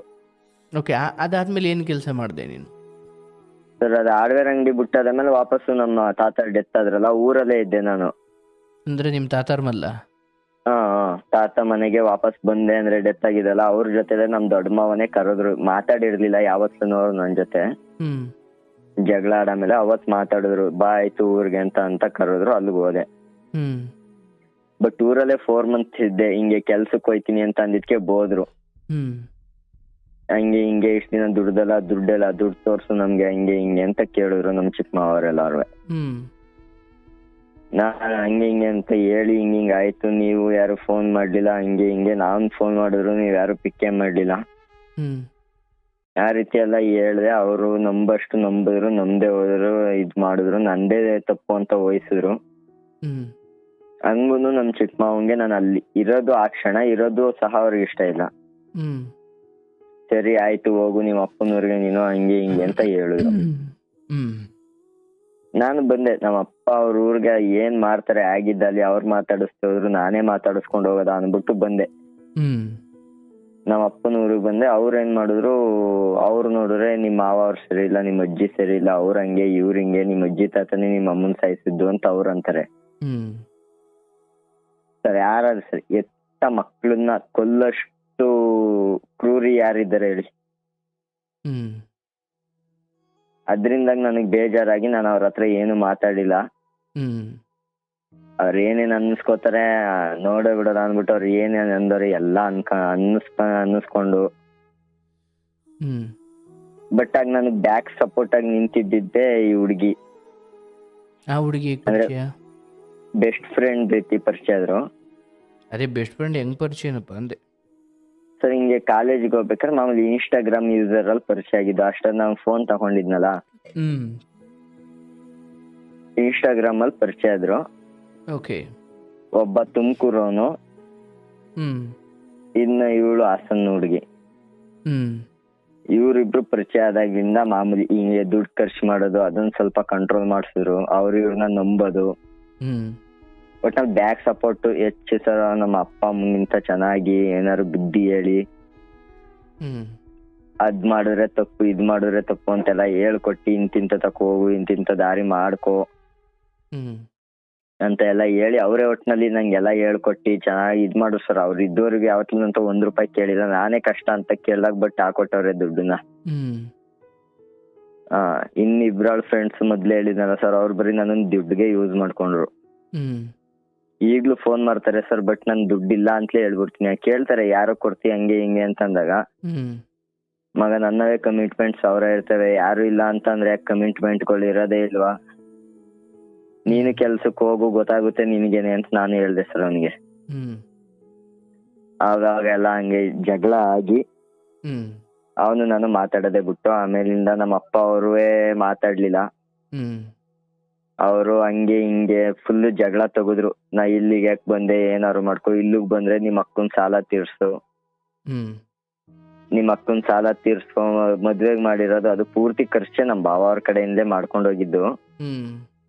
ಬಟ್ ಇವ್ರು ಮಾಡಿರೋ ಸಾಲನ ನಾನ್ ತೀರ್ಸು ಹಂಗೆ ಹಿಂಗೆ. ಇಲ್ಲಿ ಅದೇ ಊರಿಗೆ ಗೌಡ್ರು ಅಂತ ಇರುತ್ತಲ್ಲ, ಅವ್ರ ಮನೆಗೆ ಜೀತಕ್ ಹಾಕ್ತೀನಿ, ಅವ್ರ ಮನೆ ಸಾಲ ಮಾಡು, ಹಿಂಗೆ ಸಾಲ ತೀರ್ಸು ನಮ್ದ ಕೆಲ್ಸ ಮಾಡ್ಕೊಂಡು ಹಂಗೆ ಹಿಂಗೆ ಅಂತ ಹೇಳಿದ್ರು. ಬಟ್ ನಾವ್ ಫಸ್ಟ್ ಇಯರ್ ಜಾಯ್ನ್ ಆಗ್ಬೇಕಾರ್ದೆ ಅವರು ನನಗೆ ದುಡ್ಡು ಕೇಳಿದ್ಕೆ ಜಾಯ್ನ್ ಆಯ್ತೀನಿ, ಅಮೌಂಟ್ ಕೊಡಿ ನನಗೆ ಅಡ್ಮಿಷನ್ ಆಗಕ್ಕೆ ಅಂತ ಕೇಳಿದ್ಕೆ, ಅಲ್ಲಿ ಯಾವ್ದಾದ್ರು ಹೋಟ್ಲಿಗೆ ಸೇರ್ಕೊ, ಹೋಟ್ಲಲ್ಲಿ ಸೇರ್ಕೊಂಡು ತಟ್ಟೆ ಗಿಟ್ಟೆ ತೊಳ್ಕೊಂಡು ಅವ್ರು ಕೊಟ್ಟಷ್ಟು ದುಡ್ಡು ಇಸ್ಕೊಂಡು ಎಂದ್ಲು ಬಾಚ್ಕೊಂಡು ಅದ್ರಲ್ಲಿ ದುಡ್ಡಲ್ಲಿ ನೀನ್ ಸೇರ್ಕೊಳಪ್ಪ ಅಂತ ಅಂದವ್ರು. ಇವಾಗ ದುಡಿತಾರದ್ ನೋಡಿದ್ಕೆ ಈಗ ಕೇಳ್ತಾರ ಅವ್ರು, ನಮ್ಗೆ ಹೆಲ್ಪ್ ಮಾಡಲ್ವಾ, ನಾವ್ ಎತ್ತವ್ರಲ್ವಾ, ಹಂಗೆ ಅಂದ್ರೆ ನಾವು ದೂರ ಮಾಡ್ತೀವ ನಿನ್ನ, ಹಂಗೆ ಹಿಂಗೆ ಅಂತ ಅವ್ರು ಕರೀತಾ ಇರೋದು. ಈಗ ಹಬ್ಬ ಗಿಬ್ಬ ಬತ್ತು ಅಂದ್ರೂ ಬಾ ಅಂತ ಅನ್ನೋದು. ಸರ್ ಹೋದ್ರುನು ಒಂದ್ ಪ್ರಾಬ್ಲಮ್ ಏನು ಗೊತ್ತಾ, ಹಳೇ ವಿಷಯಗಳನ್ನ ಮಾತಾಡ್ದಾನೆ ಕೆಣಕ್ತಾನೆ ಇರೋದೇ ಇಲ್ಲ. ಈಗ ಒಂದಪ್ಪ ಬೈತಾರೆ, ಎಳ್ದಪ್ಪ ಬೈತಾರೆ, ಆಮೇಲಿಂದ ಮತ್ತೆ ಸುಮ್ನಾಗಲ್ಲ, ಮತ್ತೆ ತಿರ್ಗಪ್ಪನ ಅದದ್ದೇ ವಿಷಯ ಮಾತಾಡೋದು. ಅವ್ರ ಹಂಗೆ ಇವ್ರ ಹಿಂಗೆ, ಅವ್ರ ಹಂಗ್ ಮಾಡಿದ್ರು ಇವ್ರ ಹಿಂಗ್ ಮಾಡಿದ್ರು, ಅವ್ರ ತವಿದ್ಯಲ್ಲ ಇವ್ರ ತವಿದ್ಯಲ್ಲ, ನಿಂಗೇನ್ ಮಾಡಕ್ಕೆ ಫೋನು ಇಲ್ಲೇ ಕೊಟ್ಬಿಟ್ಟು ಹೋಗು, ನಮ್ಗೆ ಇರ್ಲಿ ಫೋನು ಅಂತ ಅಂದ್ರೆ ಸರ್ ನಾನ್ ದುಡ್ದ್ಬಿಟ್ಟು ನಾನು ತಗೊಂಡಿದ್ದೀನಿ ಸರ್, ಇಲ್ಲ ಅಂತಲ್ಲ. ನಾನ್ ದುಡ್ದ್ಬಿಟ್ಟು ನನ್ ಪಡಗಿ ಈಗ ಸರ್ ನಾನು ಯಾರ್ ಟೆನ್ಷನ್ ಇಲ್ದಾನೆ ನನ್ ಪಡಗ್ ನಾನು ಆರಾಮಾಗಿದ್ದೀನಿ, ಯಾರ್ದು ಯೋಚನೆ ಮಾಡ್ತಿಲ್ಲ. ಇಷ್ಟು ದಿನ ಅಜ್ಜಿ ತಾತನ ಜೊತೆ ಯೋಚನೆ ಮಾಡ್ತಿದೆ. ಅಜ್ಜಿ ತಾತ ಅಂತೂ ಹೋದ್ರು, ಇನ್ನ ಅಜ್ಜಿ ಒಬ್ರೇ ಇರೋದು. ಬಟ್ ಅವ್ರಂತೂ ಆಗಾಗ ಫೋನ್ ಮಾಡ್ತಾ ಇರ್ತಾರೆ. ಅವ್ರ ಬಗ್ಗೆ ಅಷ್ಟು ಕೇರ್ ಐತೆ ಸರ್. ಅದ್ ಬಿಟ್ರೆ ಇನ್ನ ನಮ್ಮ ಮಾವ ಅವ್ರದಲ್ಲಿ ನಮ್ಮ ಅಪ್ಪ ಅವ್ರದಲ್ಲಿ ಯಾವ್ದೇ ಟೆನ್ಷನ್ ಇಲ್ಲ. ನಮ್ಮ ಅಕ್ಕಂದು ಸಹ ಟೆನ್ಷನ್ ಇಲ್ಲ. ಕಾಸು ನಾನೇ ಇಸ್ಕೊಡ್ತೀನಿ ಕೊಡು ನಿಮ್ ಬಾವಂಗೆ ಅಂತ ಹೇಳ್ಬಿಟ್ಟು ಈಗ ನಾವು ವಾಪಸ್ ರಿಟರ್ನ್ ಕಾಸು ಕೇಳಕ್ ಹೋದ್ರೆ ನಿನ್ಗೇನ್ ಮಾಡಕ್ಕೆ ಹಂಗೆ ಹಿಂಗೆ ಅಂತ ಅವರು ಸಹ ಹಂಗ್ ಮಾಡಿದ್ರು. ಯಾರು ಅಕ್ಕ? ನಾನು ಹಿಂಗೆ ಮಾತಾಡ್ದೆ, ಜೊತೆಲೆ ಜೊತೆಲೆ ತಮ್ಮಂಗೆ ಹಿಂಗ್ ಮಾಡುದಲ್ಲಕ್ಕ, ಹಿಂಗೆ ಹಿಂಗೆ ಸರಿ ಆಯ್ತು ಬಿಡು, ನಿನ್ ಪಲ್ಗ್ ನಾನು ಯಾವತ್ತೋ ಸತ್ತೆ ಮಾತಾಡ್ಬೇಡ ಅಂದ್ಬಿಟ್ಟು ನಾ ಫೋನ್ ಮಾಡೋದ್ ಬಿಟ್ಟೆ. ಬಟ್ ಅವ್ರು ಮಾಡ್ತಾರೆ, ಮಾಡಿದ್ರು ನನ್ ದುಡ್ಡು ಕಾಸಿನ ಬಗ್ಗೆ ಏನು ಮಾತಾಡಲ್ಲ ಸರ್. ಹಿಂಗೆ ನಾನ್ ಕೊಡ್ಬೇಕಲ್ಲ ನನ್ ದುಡ್ಡು ನನ್ಗೆ ಇಸ್ಕೊಟ್ಬಿಡು, ನಾನು ನಿನ್ ಫೋನು ಮಾಡಲ್ಲ ಏನು ಮಾಡಲ್ಲ ಅಂತ ಹೇಳ್ಬಿಡ್ತೀನಿ. ಎಷ್ಟು ಇಸ್ಕೊಟ್ಟಿದ್ರಿ ಸರ್? ಹೆಚ್ಚು ಕಮ್ಮಿ ಅವರು 15,000 ಮೇಲೆ ಇಸ್ಕೊಂಡವ್ರೆ ಸರ್. ಅಂದ್ರೆ ಅದನ್ನು ಕೊಡ್ತಾ ಇಲ್ವಾ? ಅದನ್ನು ಕೊಡ್ತಾ ಇಲ್ಲ. ನನ್ಗೆ ಎಷ್ಟೇ ಪ್ರಾಬ್ಲಮ್ ಬತ್ತು ಅಂತಂದ್ರು ಹ್ಮ್ 1 ರೂಪಾಯಿ ಕೊಡಲ್ಲ ಸರ್. ಅವ್ರಿಗೇನಾದ್ರು 1 ರೂಪಾಯಿ ಕಾಸು ಎಣ್ಣೆ ಕುಡಿಯೋಕ್ಕೂ ಕಾಸಿಲ್ಲ ಅಂತಂದ್ರು ಫೋನ್ ಮಾಡ್ತಾರೆ ನನಗೆ, ಯಾರು? ಬಾವ ಅವರು. ಹ್ಮ್ ದುಡ್ಡು ಹಾಕು ಅಂತ. ಆಗ್ತೀರಾ ನಾನು ಅವತ್ತು ನೀವು? ಅವ್ರಿಗೆ ಇಲ್ಲ ಸರ್, ನಾನು ಹಾಕೊಡ್ಲಿಲ್ಲ. ಅವ್ರಿಗೆ ಮಕ್ಕೊಡ್ದಂಗೆ ಹೇಳ್ಬಿಟ್ಟೆ, ಹ್ಮ್ ಬಾವ ನೀವೇ ನಿಮ್ ಫ್ರೆಂಡ್ಸ್ ಕೇಳಿ ಬಾವ, ಇಲ್ಲ ನಿಮ್ ಓನರ್ನ ಕೇಳಿ ಕಾಸು ಕೊಡಲ್ವಾ ಅಂತ ಅಂದಿದ್ಕೆ, ನನ್ಗೆ ಯಾರು ಕೊಡ್ತಾರೋ ನಂಗೆ ಯಾರು ಕೊಡಲ್ಲ ಕಣೋ ಅಂದಿದ್ಕೆ, ಹ್ಮ್ ಸರ್ ಹಿಂಗೆ ಬಾವ ನಿಮ್ ಮಕ್ಕಕ್ಕೆ ದುಡ್ಡು ಕೊಡದೆ ಹೋದ್ಮೇಲೆ ನನ್ನ ಮಕ್ಕ ಯಾರು ಕೊಡ್ತಾರೆ ಹೇಳಿ, ನಾನು ನಂಬಿ ದುಡ್ಡ ಅಂತಲೇ ಅಂದೆ ನಾನು. ಹ್ಮ್ ಅವತ್ತಿಂದ ಅವರು ಮಾತು ಬಿಟ್ರು, ನಾನು ಮಾತು ಬಿಟ್ಟೆ. ಆಮೇಲಿಂದ ನನ್ನ ಫ್ರೆಂಡ್ ಕಡೆಯಿಂದ ಫೋನ್ ಮಾಡಿಸಿ ಹ್ಮ್ ಬೇಕ್ರಿಗೆ ಸೇರ್ಕೊಂಡವನೆ ಅಂತ ವಿಷಯ ಗೊತ್ತಾದ ಮೇಲೆ ನನ್ನ ಫ್ರೆಂಡ್ ಕಡೆಯಿಂದ ಫೋನ್ ಮಾಡಿಸಿ, ಹಿಂಗೆ ನಾವು ಅವ್ನ ಪಾಲ್ಗೇನ್ ಸತ್ತೋಗಿದೀವ, ಹ್ಮ್ ನಮ್ನೇನು ಹೇಳೋದು ಕೇಳೋದು ಬೇಡಕ್ಕೆ ಬೇಡ, ಹಂಗಾದ್ರೆ ನಾವೇನು ಹೆಲ್ಪ್ ಮಾಡ್ತಿರ್ತಿಲ್ವಾ ಅವನಿಗೆ, ಹ್ಮ್ ನಾವು ಅವ್ನು ಒಳ್ಳೇದಕ್ಕೆ ಅಲ್ವಾ ಹೆಲ್ಪ್ ಮಾಡುದು, ಹಿಂಗೆ ಅಂತ ಅವ್ರು ಏನೇನೋ ಹೇಳಿದ್ರು ಅವನ ಹತ್ರ. ಓಕೆ. ಅವನು ಕಾನ್ಫಿಡೆಂಟ್ ಆಗ್ತಾ, ನೋಡೋ ನಿಮ್ ಭಾವ ಮಾತಾಡ್ತಾರಂತೆ ಅಂದ್ರು. ಹ್ಮ್ ನಾ ಮಾತಾಡ್ದೆ, ಹೇಳಿ ಅಂತಂದೆ. ಏನೋ ನಿನ್ ಪಾಲಿಗೆ ನಾವು ಸತ್ತೋಗಿದೀವ, ಹಿಂಗೆ ಫೋನೇ ಮಾಡೋದಿಲ್ವಾ ಅಂತೆಲ್ಲ, ಹಿಂಗೆ ಏನಂಗಾರ ನಿಂಗೆ ಫೋನ್ ಮಾಡ್ದಾಗೆಲ್ಲ ಕಾಸ್ನೇ ಕೇಳ್ತೀವ ಅಂತ ಅಂದ್ರು. ಹ್ಮ್ ಹ್ಮ್ ಹ್ಮ್ ನಾನು ಅದಕ್ಕೆಲ್ಲದಕ್ಕೂ ನನಗ್ ಗೊತ್ತಿಲ್ಲ ಅಂತಲೇ ಹೇಳ್ದೆ. ಹ್ಮ್ ಸರಿ ಆಯ್ತು ಬಿಡಪ್ಪ, ನಿನ್ ದೃಷ್ಟಿಲಿ ನಂಗೆ ಕೆಟ್ಟವನಿ ಅಂತ ಅಂದ್ರು. ಹ್ಮ್ ಹ್ಮ್ ಹ್ಮ್ ನಾನು ಅದಕ್ಕೆ ಅವ್ರ ಹತ್ರ ಏನು ಫೇಸ್ ಟು ಫೇಸ್ ಮಾಡಿ ನಾನು ಏನು ಮಾತೇ ಆಡಿಲ್ಲ ಅವ್ರ ಹತ್ರ. ಓಕೆ. ಸರಿ ಆಯ್ತು ಅಂದ್ಬಿಟ್ಟು ನಾನು ಪಡೆದು ನಂಗೆ ಕಟ್ ಮಾಡಿದೆ. ತಿರ್ಗಪ್ಪ ನಾನು ಮಾರ್ನಿಂಗ್ ಬೆಳಗ್ಗೆ ಫೋನ್ ಮಾಡ್ಬಿಟ್ಟು, ಹಿಂಗೆ ಚೀಟಿ ಅವ್ರು ಬಂದವ್ರೆ, ಎಮರ್ಜೆನ್ಸಿ ಬೇಕು ದುಡ್ಡು ಕೊಡು ಅಂತ ಅಂದ್ರು. ಯಾರು? ನಮ್ಮ ಭಾವನೆ. ನಾನು ನನ್ನ ಹತ್ರ ಕಾಸಿಲ್ಲ ಕೊಡಲ್ಲ ಅಂತಂದೆ. ನಮ್ಮ ಅಕ್ಕನ ಹತ್ರ ಮಾಡಿಸಿದ್ರು. ಈಗ ಸರ್, ಮೊದ್ಲು ಇಷ್ಟು ದಿನ ಚೀಟಿ ಅವ್ರು ಬಂದವ್ರೆ ದುಡ್ಡು ಕೊಡು ಅಂತ ನನ್ನ ಹತ್ರ ಕಣ್ಣೀರ್ ಹಾಕ್ತಿದ್ದಕ್ಕೆ ನಾನು ಕೊಡ್ತಿದ್ದೆ. ಇಲ್ಲ ಅಂತಲ್ಲ, ನನ್ನ ಹತ್ರ ಕಾಸಿಲ್ಲ ಅಂತ ಅಂದ್ರೂ ಅಜ್ಜಿ ಮೆಡಿಷನ್ಗೆ ಅಂತ ಮಾಡಿಕೊಂಡಿರ್ತಾರಲ್ಲ ಕಾಸು, ಎಷ್ಟೋ ಸರಿ ಅದನ್ನು ಸಹ ಇಸ್ಕೊಂಡ್ ಕೊಟ್ಬಿಟ್ಟಿದೀನಿ. ಮೆಡಿಷನ್ ಅಂತ ತಗೊಡ್ತೀನಿ ಬಿಡು ಕೆಲ್ಸಕ್ಕೆ ಹೋಗ್ಬಿಟ್ಟು, ಹಿಂಗೆ ಅಂತ ಅಂದ್ಬಿಟ್ಟು ಅವ್ರ ಹತ್ರನು ಸಹ ಹೆಚ್ಚು ಕಮ್ಮಿ ನಮ್ಮ ಅಜ್ಜಿ ತಾತಂತವೂನು ಯಾರ ಹತ್ರನೂ ಹಿಂಗೆ ಬಡ್ಡಿಗೆ ಇಸ್ಕೊಡು ಅಂತ ಅಂದ್ರು. ನಮ್ ಫಸ್ಟ್ ಇಯರ್ ಅಲ್ಲಿ ಇದ್ದಾಗ, ಆಗ ನಮ್ ತಾತನ ಹತ್ರ ಒಂದ್ 20,000 ರೂಪಾಯಿ ಫ್ರೆಂಡ್ ಹತ್ರ ಇಸ್ಕೊಂಡ್ ಬಡ್ಡಿಗೆ ಕೊಡು ತಾತ, ಹಿಂಗೆ ಕೊಡ್ತಾರಂತೆ ನಮ್ ಭಾವ ಅಂತಂದೆ. ಇಸ್ಕೊಂಡ್ ಕೊಟ್ರು 20,000 ಬಡ್ಡಿಗೆ ಇಸ್ಕೊಂಡ್ ಕೊಟ್ರು. ಅವ್ರ ಏನ್ ಮಾಡಿದ್ರು, ಅದ್ರಲ್ಲಿ 19,500 ಕೊಟ್ರು. ಅದು ಹೆಚ್ಚು ಕಮ್ಮಿ ಒಂದ್ 6 ತಿಂಗಳಾದ ಮೇಲೆ 19,500 ಕೊಟ್ರು. 1 ರೂಪಾಯಿ ಬಡ್ಡಿ ಕಟ್ಟಿಲ್ಲ. ಆ ಬಡ್ಡಿನೂ ಸಹ ದುಡ್ಡು ಸಹ ನಾನೇ ಕಟ್ಟಿದೀನಿ. ಆ ಬಡ್ಡಿ ಎಷ್ಟಾಗಿತ್ತು ಅಷ್ಟು ನಮ್ ತಾತನ ಹತ್ರ ಕೇಳ್ಕೊಂಡು, ಆಗ ಕಾಲೇಜ್ ಈಗ ಇದನ್ನ ಹೇಳು, ಭಾವನ ವಿಚಾರದಲ್ಲಿ. ಹಾ ಸರ್. ಯಾವ್ದು ಭಾವ ಅವ್ರ ವಿಚಾರನ ಸರ್? ಅದೇನಪ್ಪ, ಚೀಟಿಗೆ ದುಡ್ಡು ಕೇಳ್ತಿದ್ರು? ಹಾ ಸರ್, ಅವ್ರು ನಮ್ಮ ಅಕ್ಕ ಫೋನ್ ಮಾಡ್ಬಿಟ್ಟು ನನ್ನ ಹತ್ರ ಅಳ್ತ್ರೆ, ನನ್ನ ಹತ್ರ ಎಲ್ಲಿ ಬರುತ್ತೆ ಸರ್ ದುಡ್ಡು. ಈಗ ಅವರು ಅಷ್ಟು ವರ್ಷದಿಂದ ಅಲ್ಲಿ ಕಾರ್ ಗ್ಯಾರೇಜ್ ಅಲ್ಲಿ ಮಾಡ್ಕೊಂಡ್ ಬರ್ತಾವ್ರೆ ಅವ್ರ ಗಂಡ. ಅವ್ರಿಗೆ ಅಷ್ಟೊಂದು ರೆಸ್ಪಾನ್ಸ್ ಇಲ್ಲ ಚೀಟಿ ಅವ್ರು ಬಂದವ್ರೆ ಅಂತ ಅಂದಮೇಲೆ ನಾನು ಹೇಗೆ ನೀಕ್ ಅಷ್ಟೊಂದು ಯೋಚನೆ ಮಾಡ್ಲಿ? ಇಷ್ಟ ದಿನ ಅಕ್ಕ ಅನ್ನಿಸ್ಕೊಂಡ್ ಇದ್ದಿದ್ಕೆ ಯೋಚನೆ ಮಾಡ್ತಿದ್ದೆ, ಅಳ್ತಾಳಲ್ಲ ಹಿಂಗೆ ಅನ್ಬಿಟ್ಟು ಅವ್ರವ್ರ ಹತ್ರನಾದ್ರೂ ಬೇಡಿಸ್ಕೊಟ್ಬಿಡಿನಿ. ಬಟ್ ಅವ್ರ ಗಂಡಂಗೆ ಬೇಕಾಗಿಲ್ಲ, ಅವ್ರಿಗೆ ಒಂದ್ ರೆಸ್ಪಾನ್ಸ್ ಇಲ್ಲ. ಅವಳು ಅಷ್ಟೊಂದು ಫೋನ್ ಮಾಡಿ ಹತ್ರನು ಫೋನ್ ಮಾಡ್ರು ಒಂದಿನ ಫೋನ್ ಪಿಕ್ ಮಾಡಲ್ಲ. ಹಿಂಗೆ ಅಂತ ಬೈಯವ್ರು. ನನಗ್ ಫೋನ್ ಮಾಡ್ಬಿಟ್ಟು ದುಡ್ಡು ಅಂತೆಲ್ಲ ಹಾಕಿಸ್ಕೊಡೋ, ನಿಮ್ ಅಕ್ಕಂಗ್ ಹಾಕಿಸ್ಕೊಡಕ್ ಆಗ್ತಿಲ್ವಾ ದುಡ್ಡ, ಹಿಂಗೆ ಅಂತ ಮಾತಾಡೋರು. ಒಟ್ನಲ್ಲಿ ಅವ್ರು ನೈಟ್ ಆಯ್ತಂದ್ರೆ ಫುಲ್ ಎಲ್ಲಾ ಎಣ್ಣೆ ಗಿಣ್ಣೆ ಹೊಡೆಯೋರು, ಫುಲ್ ಡ್ರಿಂಕ್ಸ್. ಆಯ್ತಪ್ಪ, ಈಗ ಅವ್ರ ಸಂಪರ್ಕನೂ ಇಲ್ವಾ? ಸರಿ, ಇಲ್ಲ, ಈಗ್ಲೂ ಸಹ ನಾನು ಅವ್ರ ಹತ್ರ ಒಂದು ಸಂಪರ್ಕನೂ ಮಾತಾಡಲ್ಲ. ಇನ್ನ ನಮ್ಮ ಅಕ್ಕ ಮಾಡ್ತಾ ಇರ್ತಾರೆ. ಮಾಡಿದ್ರೆ ನಾನೇನು ಪಾಪು ಚೆನ್ನಾಗೈತಾ, ಪಾಪು ಬಗ್ಗೆ ವಿಚಾರಿಸ್ಕೋಬೇಕಾ ಅಷ್ಟೇ ವಿಚಾರಿಸ್ಕೋತೀನಿ. ಇನ್ನ ದುಡ್ಡು ಕಾಸಿನ ಬಗ್ಗೆ ನಾನು ಸಹ ಈಗ 1 ರೂಪಾಯಿ ಅವ್ರ ಹತ್ರ ವಾಪಸ್ ರಿಟರ್ನ್ ಕೇಳು ಇಲ್ಲ, ದುಡ್ಡಿನ ಬಗ್ಗೆ ಮಾತಾಡೂ ಇಲ್ಲ. ಓಕೆ. ಈಗ ಸದ್ಯಕ್ಕೆ ನಿನ್ ಜೀವನ ನಡೀತಾ ಇದೆ? ಸರ್, ಈಗ ಸದ್ಯಕ್ಕೆ ನನ್ನ ಜೀವನ ನಡೀತೈತೆ. ಬಟ್ ಒಂದೊಂದ್ ಟೈಮ್ ಅನ್ಸುತ್ತೆ ಸರ್, ಇದ್ರು ವೇಸ್ಟ್. ಏನು ಇದ್ರು ಎಷ್ಟು ಸರ್, ಅಂದ್ರೆ ಹಿಂಗೆ ನನ್ಗೆ ಅಂತ ಯಾರು ಇಲ್ವಲ್ಲ, ಬಟ್ಟೆ ಏನಕ್ಕಿರ್ಬೇಕು ಹಿಂಗೆ ಅಂತ ಇಷ್ಟೆಲ್ಲ ಆದ್ರೂ ಒಂದೊಂದ್ ಟೈಮು ಯೋಚನೆ ಬರುತ್ತೆ, ಹೇಳ್ಕೊಳಕ್ಕೂ ಯಾರು ಇಲ್ಲ, ಹಿಂಗೆ ಆ ರೀತಿ ತಿಂಕ್ಗಳೆಲ್ಲ ಬರುತ್ತೆ. ಬಟ್ ಅದೇ ಸರ್ ಪ್ರಾಬ್ಲಮ್. ಬಟ್ ನಮ್ ಚಿಕ್ಕಮ್ಮ ನನಗ್ ತುಂಬಾ ಹೆಲ್ಪ್ ಮಾಡಿದ್ರು. ಅಂದ್ರೆ ಬ್ಯಾಕ್ ಸೈಡ್ ಸಪೋರ್ಟ್ ಸರ್. ಹಿಂಗೆ ಏನೇ ಪ್ರಾಬ್ಲಮ್ ಬತ್ತು ಅಂದ್ರೂ ಒಂದು ಹಿಂದೆ ನಿಂತಿ ಮಾತಾಡೋದು, ಅದೇ ಹೇಳಿದ್ನಲ್ಲ ನಮ್ ಚಿಕ್ಕಮ್ಮಂಗೆ ನಾನು ಇರೋದಲ್ಲಿ ಇಷ್ಟ ಇಲ್ಲ ಅಂತ. ಹ್ಮ್ ಅವ್ರೇನೇ ಮಾತಾಡ್ತಂದ್ರು ಬ್ಯಾಕ್ ಸೈಡ್ ಹಿಂದ್ಗಡೆ ನಿಂತ್ಕೊಂಡು ಅವನೇನ್ ಮಾಡೋನೆ ಬಿಡು, ಅವ್ನ್ ಪಡ್ಗ ಅವ್ನು ಒಯ್ಕಿಲ್ವಾ, ಓದ್ಕೊಂಡು ಅವ್ನ್ ಪಡ್ ಕಾಲೇಜ್ ಮುಗಿಸ್ಕೊಂಡು ಹೋಯ್ತಾನೆ ಅನ್ನೋದು ಅವ್ರದೊಂದು ಸಪೋರ್ಟ್. ಅವ್ರ ಸಂಪರ್ಕದಲ್ಲಿ ಅವ್ರಿ ಸರ್. ಫೋನ್ ಆಗಾಗ ಮಾಡ್ತಾ ಇರ್ತಾರೆ, ಹ್ಮ್ ಹ್ಮ್ ಹ್ಮ್ ಅವ್ರು ಮಾತಾಡ್ತಾ ಇರ್ತಾರೆ. ಇಲ್ಲ ಅಂದ್ರೆ ನಮ್ಮ ಚಿಕ್ಕಮ್ಮನ ಮಗಳು ತಂಗಿ ಅಥವಾ ನನ್ನ ತಮ್ಮ ಇಬ್ರು ಮಾಡ್ತಾ ಇರ್ತಾರೆ. ಆಯ್ತು ಇಷ್ಟಕ್ಕೆ ಬಂದು ನನ್ನ ಜೀವನ ನಿಂತಿದೆ. ಆಯ್ತಪ್ಪ. ಈಗ ಹಾ. ಬಹುಶಃ ಎಲ್ಲ ರೀತಿಯ ಜನರನ್ನ, ಎಲ್ಲ ರೀತಿಯ ಪರಿಸ್ಥಿತಿಗಳನ್ನ, ಎಲ್ಲ ರೀತಿಯ ಮನಸ್ಥಿತಿಗಳನ್ನು ನೋಡಿಕೊಂಡು ಇಲ್ಲಿವರೆಗೂ ಬಂದಿದ್ದೀಯಾ. ಬಹಳ ಬಾಲ್ಯದಿಂದಲೇ ಆ ನೋವು ತಿಂದಿದ್ದೀಯಾ. ಬಹಳ ದೂಷಣೆಗಳನ್ನು ತಿಂದಿದ್ದೀಯಾ. ಸ್ವಯಂ ನಿನ್ನವರಿಂದಲೇ ತಿರಸ್ಕಾರಕ್ಕೆ, ದೂಷಣೆಗೆ ಒಳಗಾಗಿದೆಯಾ. ಎಲ್ಲ ಸರಿ. ಆದರೆ ಒಂದು, ಈ ಬದುಕು ಯಾಕೆ ಬೇಕು, ನನ್ನವರು ಅಂತ ಯಾರು ಇಲ್ಲ, ಅದಿಲ್ಲ ಇದಿಲ್ಲ. ನೋಡಪ್ಪ, ಇದು ನಿಮ್ಮ ತಾಯಿ ನಿನಗೆ ಜನ್ಮ ಕೊಡಬೇಕಾದ್ರೆ ಹೊರಟೋದ್ರು. ಅವರ ರಕ್ತ ಮಾಂಸ ಉಸಿರನ್ನು ತಗೊಂಡು ನೀನು ಬದುಕದೆ ಅವರು ಹೊರಟ್ರು. ಅಂದ್ರೆ ಒಂದು ಮಗುವಿಗೆ ಜನ್ಮ ಕೊಟ್ಟಾಗ ನನ್ನ ಪ್ರಾಣ ಹೋಗಬಹುದು ಅಂತ ಆಕೆ ಯೋಚಿಸಿದ್ರೆ ನೀನು ಬರ್ತಾನೆ ಇರಲಿಲ್ಲ. ನಿಜ. ಅಂದ್ರೆ ಒಂದು ನಿನ್ನ ಹುಟ್ಟಿನ ಹಿಂದೆ ಅಥವಾ ನಿನ್ನ ಜನನದ ಹಿಂದೆ ಒಂದು ತಾಯಿಯ ಆ ಮಟ್ಟಿನ ಪ್ರಾಣತ್ಯಾಗ ಇದೆ ಅಂದರೆ, ಆ ಪ್ರಾಣತ್ಯಾಗದಿಂದ ನಿನ್ನ ಪ್ರಾಣ, ನಿನ್ನ ಜನ್ಮ ಲಭಿಸಿದೆ ಅಂದರೆ, ಆ ಪ್ರಾಣ ಅಥವಾ ಅಂದ್ರೆ ಆ ಒಂದು ಬಲಿ ತಗೊಂಡು ನನ್ನ ಬದುಕು ಬಂದಿದೆ ಅಂದರೆ, ಇದನ್ನು ಏನಕ್ಕಾದರೂ ಸದ್ಬಳಕೆ ಮಾಡುವ ಜೀವನ ನನ್ನದಾಗಬೇಕು. ಏನೆಂದ್ರೆ ಸಹಿಸ್ಕೊಬರ್ತೀನಿ.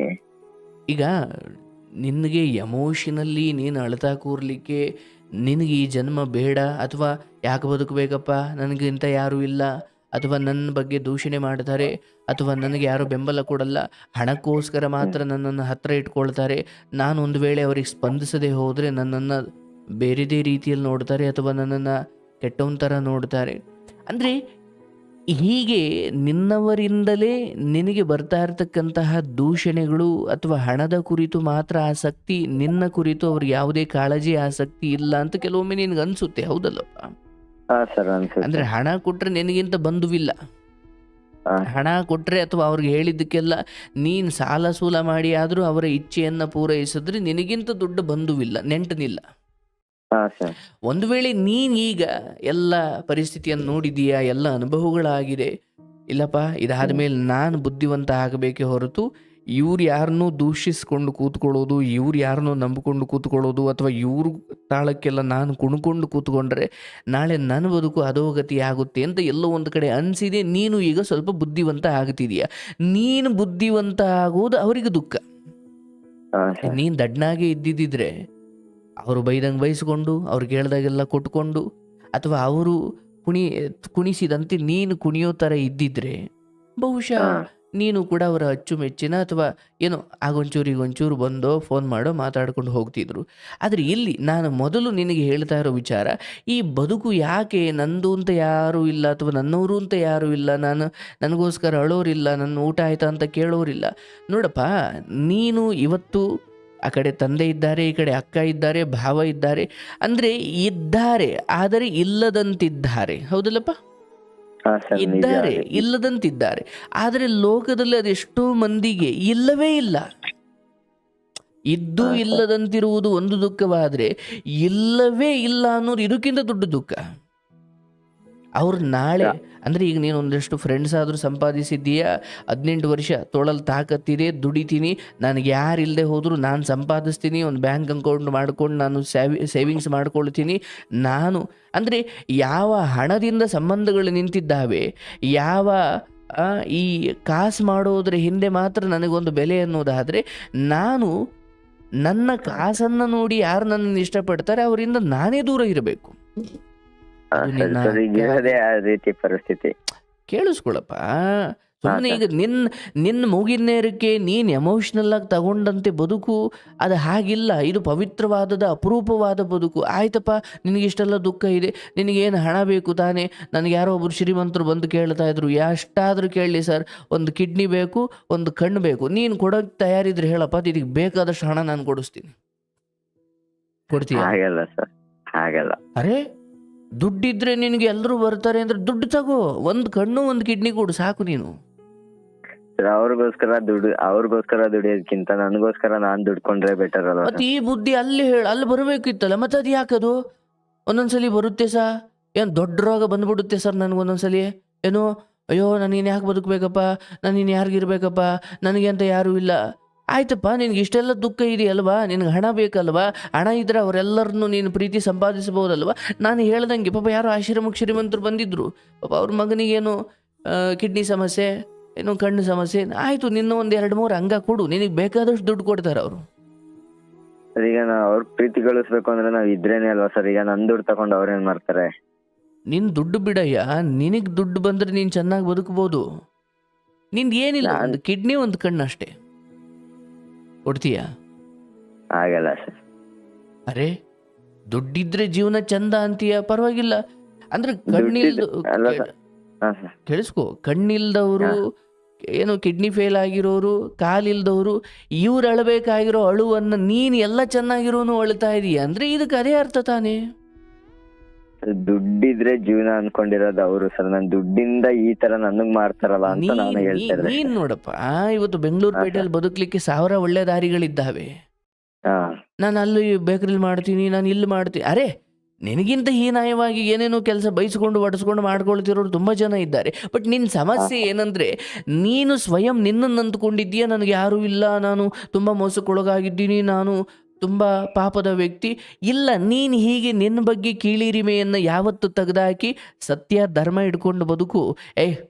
ನೀನು ಒಂದು ವೇಳೆ ನನ್ನ ಅಕ್ಕನ ಮಗುವಿಗೇನೋ ಸಮಸ್ಯೆ ಆಯಿತು, ಆಸ್ಪತ್ರೆಯಲ್ಲಿ ಇದೆ ಅಂದ್ರೆ ನೀನು ಕೇಳೋದೇ ಬೇಡ, ನಾನು ತಂದು ಕೊಡ್ತೀನಿ. ಆದರೆ ನೀನು ಕೇಳುವ ಉದ್ದೇಶಗಳು ನನಗೆ ಧರ್ಮ ಅನಿಸಿದ್ರೆ ನಾನು ಹಣ ಬಿಚ್ಚುತ್ತೀನಿ ಹೊರತು ನಾನು ನಿಮ್ಮ ಈ ಚಟಗಳಿಗೆಲ್ಲ ನಾನು ಹಣ ಬಿಚ್ಚೋನಲ್ಲ. ನಿನ್ನ ಈ ಸಿದ್ಧಾಂತ ಹೆಂಗಿರಬೇಕು ಅಂದರೆ, ಅವತ್ತು ಯಾರು ಇಲ್ದಾಗ ಎಲ್ಲೋ ದೂರದಲ್ಲಿ ಕೋಲಾರದ ಒಂದು ಬಾರಲ್ಲಿ ಹೊಡೆದು ಬಯಸ್ಕೊಂಡು ಅಂಥ ಬದುಕನ್ನೇ ಬದುಕೊಂಡು ಬಂದಿರೋ ನೀನು ಇವತ್ತು 18 ಲೋಕ ನೋಡಿದಿ, 18 ವಯಸ್ಸಾಗಿದೆ, ಎಲ್ಲಿ ಬೇಕಾದರೂ ಬದುಕ್ತೀನಿ ಅನ್ನೋ ಧೈರ್ಯ ಇದೆ. ಅಂಥದ್ರಲ್ಲಿ ಈಗ ಯಾಕಯ್ಯ ನಿನ್ನ ಬದುಕಿಗೂ ಒಂದು ಹೆಣ್ಮಗಳು ಬರ್ತಾಳೆ, ನೀನು ಚೆನ್ನಾಗಿ ದುಡಿ, ಚೆನ್ನಾಗಿ ದೇಹ ಕಾಪಾಡ್ಕೋ, ಮನಸ್ಸನ್ನು ಕಾಪಾಡ್ಕೋ, ಆರೋಗ್ಯ ಕಾಪಾಡ್ಕೋ. ಇವ್ರು ಬರಲಿ ಬಿಡಲಿ, ನೀನು ಯಾಕಂದರೆ ಬದುಕುವುದಕ್ಕೆ ನಾನಾ ದಾರಿಗಳಿದ್ದಾವೆ. ಮತ್ತು ಈ ಲೋಕದಲ್ಲಿ ಇನ್ನೂ ಪುಣ್ಯಾತ್ಮರು, ಒಳ್ಳೆಯವರು, ಸಹಾಯ ಮಾಡೋರು, ಬೆಂಬಲ ನೀಡೋರು, ಆಶ್ರಯ ನೀಡೋರು ಖಂಡಿತ ಇದ್ದಾರೆ. ನಿನಗಾದ 1-2 ಕೆಟ್ಟ ಅನುಭವ ತಗೊಂಡು ಈ ಲೋಕವೇ ಕೆಟ್ಟದು ಅಂದರೆ ಇಲ್ಲಪ್ಪ. ನನಗೆ ಎಲ್ಲಿ ಇಷ್ಟವಾಗುವುದಿಲ್ವೋ, ಯಾಕಂದರೆ ನೀನು ಹಬ್ಬಬ್ಬ ಅಂದರೆ ಇಲ್ಲಿವರೆಗೂ ನಿನ್ನ 18ನೇ ವಯಸ್ಸಿನವರೆಗೂ ಏನೊಂದು 1,000-2,000 ಜನರ ಸಂಪರ್ಕಕ್ಕೆ ನೀನು ಸಿಕ್ಕಿರ್ಬೋದು. ಈ ಜಗತ್ತಲ್ಲಿ ಅಷ್ಟೇ ಜನ ಇರೋದಾ? ತುಂಬ ಜನ ಇದ್ದಾರೆ. ಇಲ್ಲ ಸರ್, ತುಂಬಾ ಜನ ಇದ್ದಾರೆ. ಅಂದಮೇಲೆ ಆ 1-2 ಜನ ನಿನ್ನ ಜೊತೆ ತುಂಬ ದೌರ್ಜನ್ಯದ ರೀತಿಯಲ್ಲಿ ನಡ್ಕೊಂಡ್ರು ಅಂದ ಮಾತ್ರಕ್ಕೆ ಇಡೀ ಲೋಕವೆಲ್ಲ ಅದೇ ದೌರ್ಜನ್ಯದ ಮನಸ್ಥಿತಿಯ ಜನರಿಂದ ತುಂಬಿದೆ ಅಂದರೆ ಮೂರ್ಖತನ ಅದು. ನೀನು ಮೊದಲು ನಿನ್ನ ಅಜ್ಜಿಯ ಕುರಿತು ನಿನಗೊಂದಷ್ಟು ಕರ್ತವ್ಯಗಳಿದ್ದಾವೆ, ಅವರು ಸಾಕಿರೋ ಕಾರಣಕ್ಕೆ ನೀನು ಅದನ್ನು ಈಡೇರಿಸುವ ಕಡೆ ಅವ್ರ ಲಿಂಕ್ ಇಟ್ಕೋ, ಅವರಿಗೆ ನೀನು ಸ್ಪಂದಿಸು, ಅವರು ಬಿದ್ದಂಥ ಕಾಲಕ್ಕೆ ತಾತನ್ನು ಹೋಗಿ ನೋಡ್ಕೊಂಡಂಗೆ ನೋಡ್ಕೋ. ಅದ್ರ ಹೊರತಾಗಿ ಇವ್ರು ಯಾರಿಗೂ ನೀನು ಉತ್ತರ ಕೊಡೋದು ಬೇಕಿಲ್ಲ. ನಾವೇನು ಬಂದಿಲ್ವಾ, ಅಥವಾ ನಾವೇನು ಅವನಿಗಿಲ್ವಾ, ನಾವೇನು ಅವನಿಗೆ ಇಲ್ಲಂಗಾಗಿದ್ದೀವ, ಈ ಮಾತುಗಳಿಗೆಲ್ಲ ನೀನು ತಲೆನೂ ಕೆಡಿಸ್ಕೊಳ್ಬೇಡ, ಉತ್ತರನೂ ಕೊಡ್ಲಿಕ್ಕೆ ಹೋಗಬೇಡ. ನನಗೆ ತಂದೆ ತಾಯಿ ಬಂಧು ಬಳಗ ಎಲ್ಲವೂ ಭಗವಂತನೇ, ಅವನೇ ಇಲ್ಲಿವರೆಗೂ ಕರ್ಕೊಂಡು ಬಂದಿದ್ದಾನೆ. ಇನ್ನು ಮುಂದೆ ನಾನು ಯಾವುದು, ಯಾಕಂದರೆ ಹೇಳೋರು ಕೇಳೋರು ಇಲ್ಲದೆ ಹಾಳಾಗಿರೋರು ತುಂಬ ಜನ ಇದ್ದಾರೆ, ಮತ್ತು ಹೇಳೋರು ಕೇಳೋರು ಇಲ್ಲದೆ ಇದ್ದಾಗಲೇ ಹಠವಾಗಿ ಬದುಕಿ ಸಾಧನೆ ಮಾಡಿದವರು ತುಂಬ ಜನ ಇದ್ದಾರೆ. ಅಂದರೆ ಈಗ ನೀನು ಏನು ಮಾಡಿದ್ರು, ಸುಮ್ಮನೆ ಹೇಳ್ತೀನಿ, ನೀನು ಯಾವುದೋ ಹುಡುಗರ ಜೊತೆ ಹೋಗಿ ಕುಡಿದ್ರು, ಯಾವುದೋ ಹೆಣ್ಣಿನ ಜೊತೆ ಹೋಗಿ ಹೊಲಸು ಮಾಡಿಕೊಂಡ್ರು, ಏನು ಮಾಡಿದ್ರು ಕೇಳೋರಿಲ್ಲ ಅಂದಾಗ ಒಂದು ಕೆಟ್ಟ ಧೈರ್ಯವೂ ಬರುತ್ತೆ, ಮತ್ತು ಅಷ್ಟೇ ದೊಡ್ಡ ಭಯವೂ ಆಕ್ರಮಿಸುತ್ತೆ ನಿನ್ನ ಬದುಕಲ್ಲಿ. ಈಗ ನೀನು ಏನು ಬೇಕರಿಲಿ ಕೆಲಸ ಮಾಡ್ತೀಯೋ, ನೆಕ್ಸ್ಟ್ ಎಲ್ಲೋ ಬೆಂಗಳೂರು ಕಡೆ ಬಂದು ಡೆಲಿವರಿ ಕೆಲಸ ಮಾಡ್ತೀಯೋ, ಇನ್ನೇನೋ ಏನಾದರೂ ಮಾಡು, ಆದರೆ ಹಣದ ಆಸೆಗೆ ತಪ್ಪು ದಾರಿ ಹಿಡಿಬೇಡ. ಅಂದ್ರೆ ಕೆಟ್ಟ ಮೂಲಗಳಿಂದ ಹಣ ಸಂಪಾದಿಸಬೇಡ, ಸಂಪಾದಿಸ ಹಣವನ್ನ ಕೆಟ್ಟದಕ್ಕೆ ಹಾಕಬೇಡ. ನಾನು ಹೇಳಿದ್ದು ಅರ್ಥ ಮಾಡ್ಕೋ.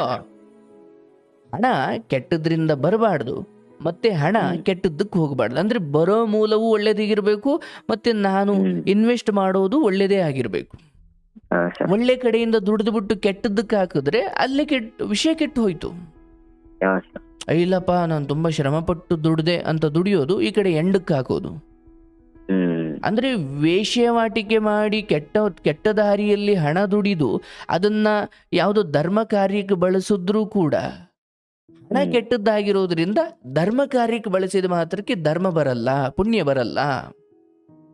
ಅಂದರೆ ಹಣವನ್ನು ಸಂಪಾದಿಸಿದ್ದೇ ಕೆಟ್ಟ ಮಾರ್ಗದಿಂದ ಆಗಿರೋದ್ರಿಂದ ಅದರಿಂದ ನೀನು ಏನು ಪುಣ್ಯ ಕಾರ್ಯ ಮಾಡಿದ್ರು ಅದು ಪುಣ್ಯ ಅನ್ಸ್ಕೊಳ್ಳಲ್ಲ. ಪುಣ್ಯ ಒಳ್ಳೆ ಮೂಲಗಳಿಂದ ಸಂಪಾದಿಸಬೇಕು, ಒಳ್ಳೆಯದಕ್ಕೆ ಅದನ್ನು ಹಾಕಬೇಕು. ಈಗ ನೀನು ಅಷ್ಟೇ, ನೀನು ಎಂಥ ಸ್ಥಿತಿಯಲ್ಲಿದ್ದೀಯ ಅಂದರೆ ಈ ಸಮಯದಲ್ಲಿ ಯಾವ ವ್ಯಕ್ತಿಗಳನ್ನು ನಂಬಬೇಡ ಅಥವಾ ನಂಬದೇನೂ ಇರಬೇಡ. ಈ ಮಧ್ಯದ ಒಂದು ಸ್ಥಿತಿ ಇದೆ. ನೀನು ಈಗ ಫ್ರೆಂಡ್ಸು ಕೇಳ್ತಿದ್ರು ನೀನು ಯಾರಿಗೂ ಕೊಡಲ್ಲ, ನಿನಗೊಂದು ಕುಟುಂಬ ಇಲ್ಲ, ನಿಂದೇ ಆದ ಫ್ಯಾಮಿಲಿ ಇಲ್ಲ, ಎಲ್ಲೋ ಕೊಡ್ತೀಯಾ, ನಮಗೆ ಕೊಡೋ, ನಾವೇನು ಕೊಡಲ್ವನೋ. ನೋಡಪ್ಪ, ನೀನು ಹಾಗೆ ನಿನ್ನ ಪರಿಸ್ಥಿತಿ ಹಿಂಗಿರಬೇಕಾದ್ರೆ ಯಾರೋ ಫ್ರೆಂಡ್ಸ್ಗೆ ಕೊಡೋದು ರೂಢಿ ಮಾಡಿದ್ದು ಅವನು ವಾಪಸ್ ಕೊಡ್ತಾನೆ ಅಂತ ನೀನು ಅಂದರೆ ನಿನಗೆ ಕುಟುಂಬ ಇಲ್ಲ ಅಥವಾ ನಿಂದೇ ಆದ ಜವಾಬ್ದಾರಿಗಳಿಲ್ಲ ಅನ್ನೋ ಕಾರಣಕ್ಕೆ ಅವರು ನಿನ್ನನ್ನು ಆ ರೀತಿ ದಬಾಯಿಸುವಷ್ಟು ಸ್ನೇಹವನ್ನು ಇಟ್ಕೊಂಡಿದ್ದು ನಿನ್ನ ಮೂರ್ಖತನ. ಯಾಕಂದರೆ ಎಲ್ಲದಕ್ಕೂ ನಾನು ಹೇಗೆ ನಾಂದಿ ಆಡ್ತೀನೋ, ನಾನು ಹೇಗೆ ಅದನ್ನು ಹತ್ರಕ್ಕೆ ಬಿಟ್ಕೊಳ್ತೀನೋ ಅಥವಾ ನಾನು ಹೇಗೆ ಅದನ್ನು ಆರಂಭದಿಂದಲೇ ಎಷ್ಟಿಡಬೇಕು ಅಷ್ಟು ಇಡ್ತೀನೋ ಅದ್ರ ತಕ್ಕಂಗೆ ಅವ್ರ ಮಾತುಗಳು ನಮ್ಮ ಮೇಲೆ ಪ್ರಯೋಗ ಆಗ್ತವೆ. ನಾನು ಮೊದಲು ಒಳಿಕೆ ಏನು ಬಿಟ್ಕೊಂಬಿಟ್ಟು ನಡುಮನೆ ಒಳಿಕೆ, ಆಮೇಲೆ ಬೇಡ ಬೇಡ ಅಂದರೆ ಹೋಗಲ್ಲಪ್ಪ ಅವು. ಹಾಗಾಗಿ ಇಲ್ಲಿ ಅಕ್ಕನ ಜೊತೆ ಏನು ಫೋನ ಮಾತಾಡ್ತೀಯಾ, ಭಾವನ ಜೊತೆ ಮಾತಾಡ್ತೀಯಾ, ಸಾಧ್ಯವಾದ್ರೆ ತಂದೆ ತಾಯಿ ಜೊತೆ ಬಟ್ ಎಲ್ಲೂ ಕೂಡ ನೀನು ಅವ್ರ ಹತ್ರ ಬೇಡಂಗಾಗಬಾರ್ದು. ಮತ್ತು ಅವರ ಕೆಟ್ಟ ಚಟಗಳಿಗೆ, ಕೆಟ್ಟ ಅವರ ಕಣ್ಣೀರುಗಳಿಗೆ ನೀನು ಕೊಡೋ ಥರನೂ ಹಣದ ವಿಚಾರ ಇಟ್ಕೊಳ್ಳೇಬೇಡ. ನಿನಗೆ ಯಾವತ್ತೂ ಕೊಡಬೇಕು ಅನ್ನಿಸ್ತಾ ಯಾರ್ದೋ ಅನಾರೋಗ್ಯ, ಅಯ್ಯೋ ನನ್ನ ಭಾವ ಆಸ್ಪತ್ರೆಯಲ್ಲಿದ್ದಾರಂತೆ, ಆಗ ಯಾರು ಕೇಳದೆ ಹೋದರೂ ನಿನ್ನ ಕೈಲಾದಷ್ಟು ಮಾಡು. ಆದರೆ ಹೀಗೆ ಚೀಟಿಯವರು ಬಂದವ್ರೆ, ಅವರು ಬಂದವ್ರೆ, ಇವರು ಬಂದವ್ರೆ, ಇದಕ್ಕೆಲ್ಲ ನೀನು ಕೊಟ್ಕೊಂಡು ಕೂತ್ಕೊಂಡ್ರೆ ಪಾಠ ಮಾಡಿದ್ದು ನಿನ್ನ ತಪ್ಪಾಗ್ಬಿಡುತ್ತೆ. ನೀನು ಈಗ ಹೇಗೆ ಪಾಂಡವರು ಅವತ್ತು ವೇಷ ಮರೆಸಿಕೊಂಡು ಅಜ್ಞಾತವಾಸವಾಗಿ ಬದುಕಿದ್ರು, ಹಾಗೆ ನನಗೆ ಯಾರೂ ಇಲ್ಲಪ್ಪ ಅಂದ್ಕೊಂಡು ನೀನು ಎಲ್ಲೋ ಅಜ್ಞಾತವಾಗಿ ಬದುಕು. ಸಾಧ್ಯವಾದರೆ ಫೋನ್ ಸಂಪರ್ಕ ಹಿಡ್ಕೊ. ಅದು ಬಿಟ್ಟು ಹಬ್ಬ ಹರಿದಿನ ಯಾವುದಕ್ಕೂ ಹೋಗಬೇಡ.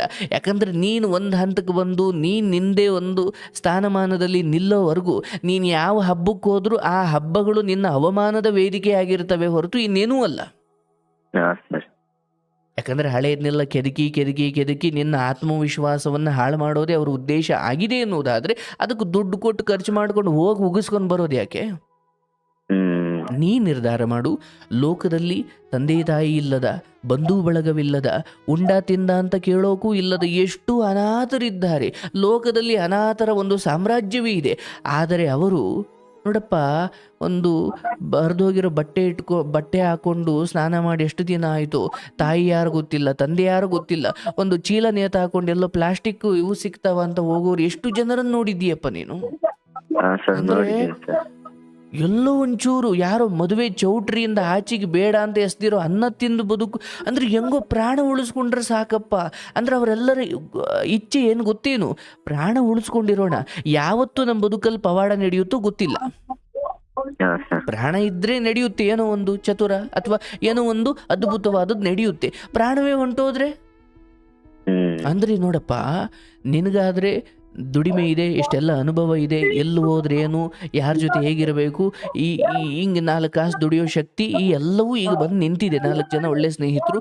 ಬಟ್ ಇದು ಯಾರೂ ಇಲ್ಲದ, ಎಲ್ಲೂ ಮಲಗೋಕೆ ಜಾಗ ಇಲ್ಲ, ಹಾಕೊಂಡ್ರೆ ಬಟ್ಟೆಗಳು ಕೊಳೆತು ನಾತು ಗಬ್ಬೆದ್ದೇಳ್ತಿದ್ದಾವೆ.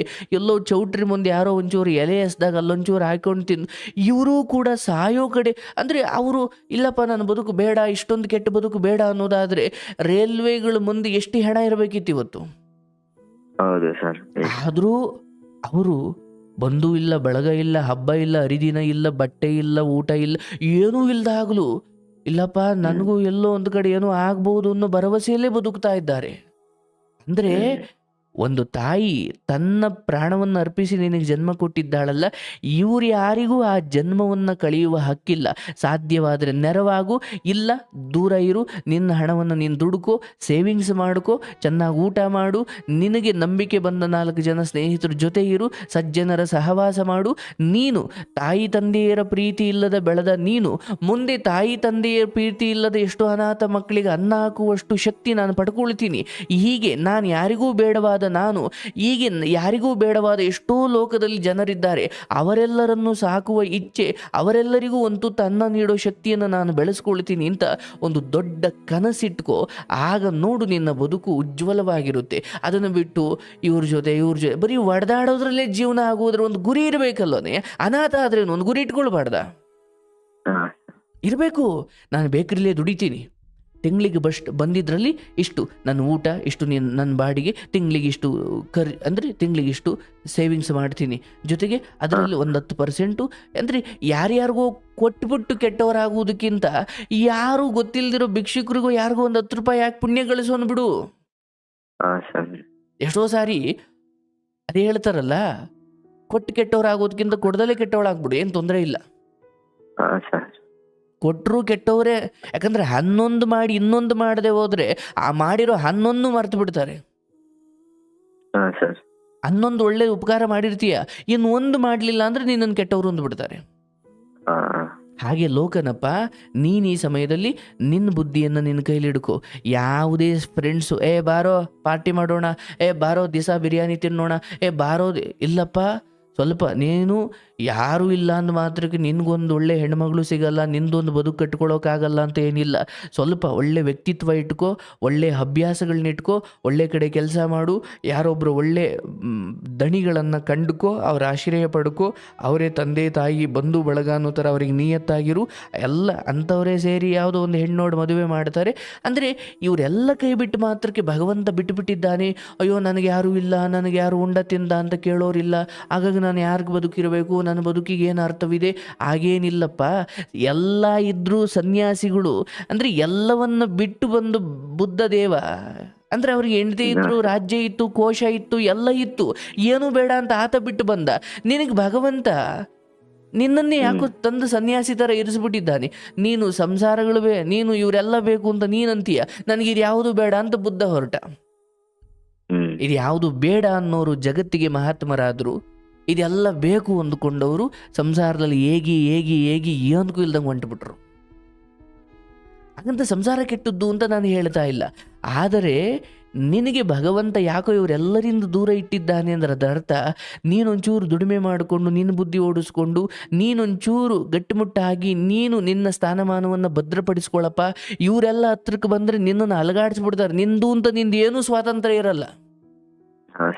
ಹಂಗೆ ಹೆಂಡತಿ ಮಕ್ಕಳು ಇವರೆಲ್ಲ ಬಂದು ಮ್ಯಾಲೆ ಮುತ್ಕೊಳ್ಳೋಕ್ಕಿಂತ ಮುಂಚೆ ಇದೊಂದು ನಿನಗೆ ಸ್ವತಂತ್ರದ ಜೀವನ. ಇಲ್ಲಿ ನೀನು ಅರಳುವೆಯೋ, ಇಲ್ಲಿ ನೀನು ಕೆಟ್ಟವ್ರ ಜೊತೆ ಸೇರಿ ಮುದುಡಿ ಹೋಗುವೆಯೋ, ಅದು ನಿನಗೆ ಬಿಟ್ಟಿದ್ದು. ಹಾಗಾಗಿ ಈ ಪವಿತ್ರವಾದ ಜನ್ಮದ ಕುರಿತು ಪ್ರಾಣ ಕಳ್ಕೊಳ್ಬೇಕು, ಇನ್ಯಾಕಪ್ಪ ಬದುಕಿರಬೇಕು?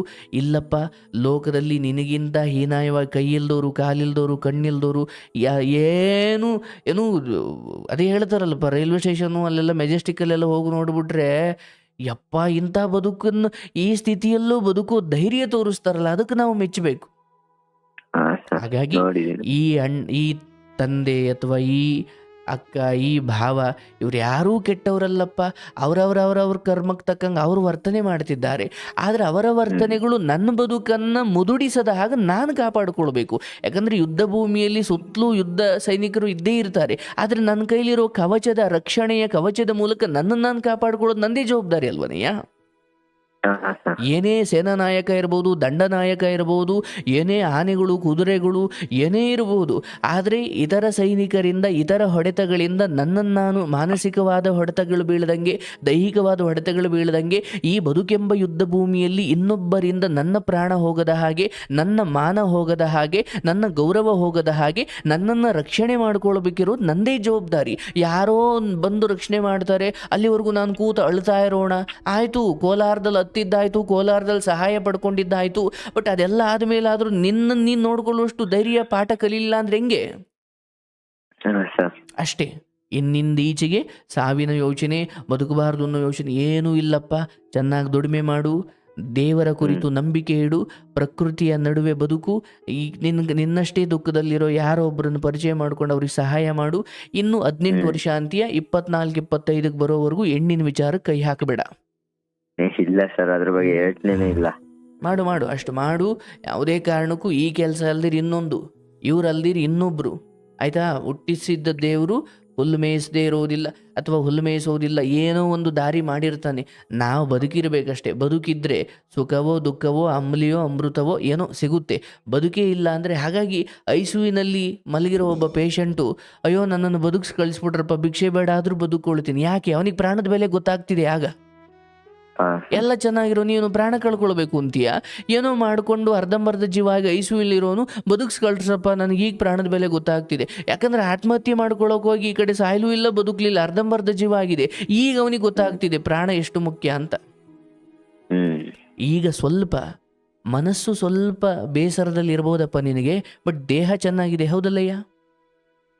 ಈ ನೋವಲ್ಲಿ ಏನೋ ಮಾಡ್ಕೊಳ್ಳೋಕೆ ಹೋಗಿ ದೇಹ ಅರ್ಧಂಬರ್ಧ ಜೀವ ಆಯಿತು ಅಂದರೆ ನೋಡ್ಕೊಳ್ಳೋಕು, ಬರೀ ವೀಲ್ ಚೇರಲ್ಲಿ ಓಡಾಡ್ತಿ ನಿಂದ್ರು ನೋಡ್ಕೊಳಕ್ಕೂ ಯಾರು ಇಲ್ವಲ್ಲಯ್ಯ ನಿನಗೆ. ಅದಕ್ಕೆ ಈ ಸಮಯದಲ್ಲಿ ಸ್ವಲ್ಪ ಮನಸ್ಸು ನೋವಲ್ಲಿದ್ದಾಗ ದೇಹ ಚೆನ್ನಾಗಿರುತ್ತೆ. ಆದರೆ ಆ ನೋವಿನ ಸಮಯದಲ್ಲಿ ಏನೋ ಬಿದ್ದು ಏನೋ ಮಾಡ್ಕೊಳ್ಳೋಕೆ ಹೋಗಿ ಈ ಕಡೆ ಸಾಯಲೂ ಇಲ್ಲ, ಅರ್ಧಂಬರ್ಧ ಜೀವ ಆದೆ ಅಂದರೆ ಆಮೇಲೆ ಮನಸ್ಸು ಗಟ್ಟಿ ಆಗುತ್ತೆ, ಆದರೆ ದೇಹ ಸೊಟ್ಟಾಗಿರುತ್ತೆ. ಈ ಮನಸ್ಸಿನ ನೋವು ಹೋಗುತ್ತೆ ಬರುತ್ತೆ, ಆದರೆ ದೇಹ ಗಟ್ಟಿ ಇದೆ. ಏನೋ ಮಾಡ್ಕೊಳ್ಳೋಕೆ ಹೋಗಿ ಅರ್ಧಂಬರ್ಧ ಜೀವ ಅದೇ ಅಂದರೆ ವೀಲ್ ಚೇರಲ್ಲಿ ಓಡಾಡೋ ಟೈಮ್ ಬಂದುಬಿಡ್ತು ಅಂದರೆ ಯಾರೂ ಇಲ್ಲಪ್ಪ. ಹಾಗಾಗಿ ನಿನ್ನ ತಂದೆ, ನಿನ್ನ ಅಕ್ಕ, ನಿನ್ನ ಭಾವ, ನಿನ್ನ ಮಾವಂದಿರು, ಓಕೆ, ಅಜ್ಜಿಯ ಕುರಿತು ನಿಂದೇನೋ ಒಂದು ಕರ್ತವ್ಯ ಇದೆ ಅಥವಾ ಅವ್ರು ಸಾಕಿದ್ದಾರೆ, ಆ ಋಣ ಇದೆ, ಅದಕ್ಕೆ ನೀನೇನು ಮಾಡಬೇಕು ಅದನ್ನು ಮಾಡು. ಅದ್ರ ಹೊರತಾಗಿ ಇವರೆಲ್ಲರನ್ನು ನೀನು ದ್ವೇಷಿಸಲು ಬೇಡ, ಅತಿಯಾಗಿ ಹತ್ರನೂ ಹಾಕ್ಕೊಳ್ಬೇಡ. ನಿನ್ನ ಬದುಕನ್ನು ನೀನು ಕಟ್ಕೋ. ಏನೋ ನಾಳೆ ಅವ್ರ ಕಡೆಯಿಂದ ಅಯ್ಯೋ ಹಿಂಗೆ ಯಾರೋ ಆಸ್ಪತ್ರೆಗೆ ಸೇರಿಬಿಟ್ಟಿದ್ದಾರೆ ಅಂದರೆ ನೀನು ಕೈಲಾದಷ್ಟು ಮಾಡು. ಆ ಮುಖೇನ ನೀನು ನಿನ್ನ ಕೃತಜ್ಞತೆಯನ್ನು ತೋರಬೇಕೇ ಹೊರತು ಅದನ್ನು ಬಿಟ್ಟು ನೀನು ಅವ್ರು ಹೇಳ್ದಾಗೆಲ್ಲ ದುಡ್ಡು ಕೊಡೋದು ಅಥವಾ ಮೊದಲಂಗೆ ಅವರೆಲ್ಲೋ ಕರ್ಕೊಂಡು ಹೋಗ್ತಾರೆ, ಎಲ್ಲೋ ಸೇರಿಸ್ತಾರೆ, ಸಂಬಳ ನೆಟ್ಟು ಕೊಡಲ್ಲ, ಹಾಗೇನಿಲ್ಲಪ್ಪ. ಈಗೊಂಚೂರು ಎಲ್ಲ ತಿಳ್ಕೊಂಡಿದೆಯಾ, ಬದುಕಿನ ಅನುಭವ ಇದೆ, ಯಾವುದೇ ಕಾರಣಕ್ಕೂ ಯಾಮಾರಬೇಡ.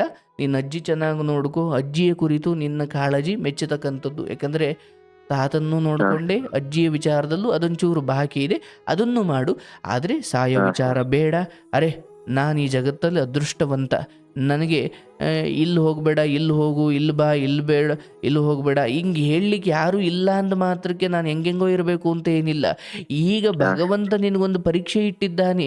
ಈಗ ಏನೂ ಹಗ್ಗ ಮೂಗ್ದಾರ ಇಲ್ಲದೆ ಇರೋ ಸಮಯದಲ್ಲಿ ಇನ್ನೊಬ್ರು ತೋಟಕ್ಕೆ ಹೋಗಿ ಮೇಯ್ದೇ ಇರೋ ಹಸು ಆದರೆ ಅದು ಅದ್ಭುತ. ಹಗ್ಗ ಮೂಗ್ದಾರ ಇದ್ದಾಗ ಎಲ್ಲವೂ ಒಂದತ್ರ ನಿಂತ್ಕೊಳ್ತವೆ.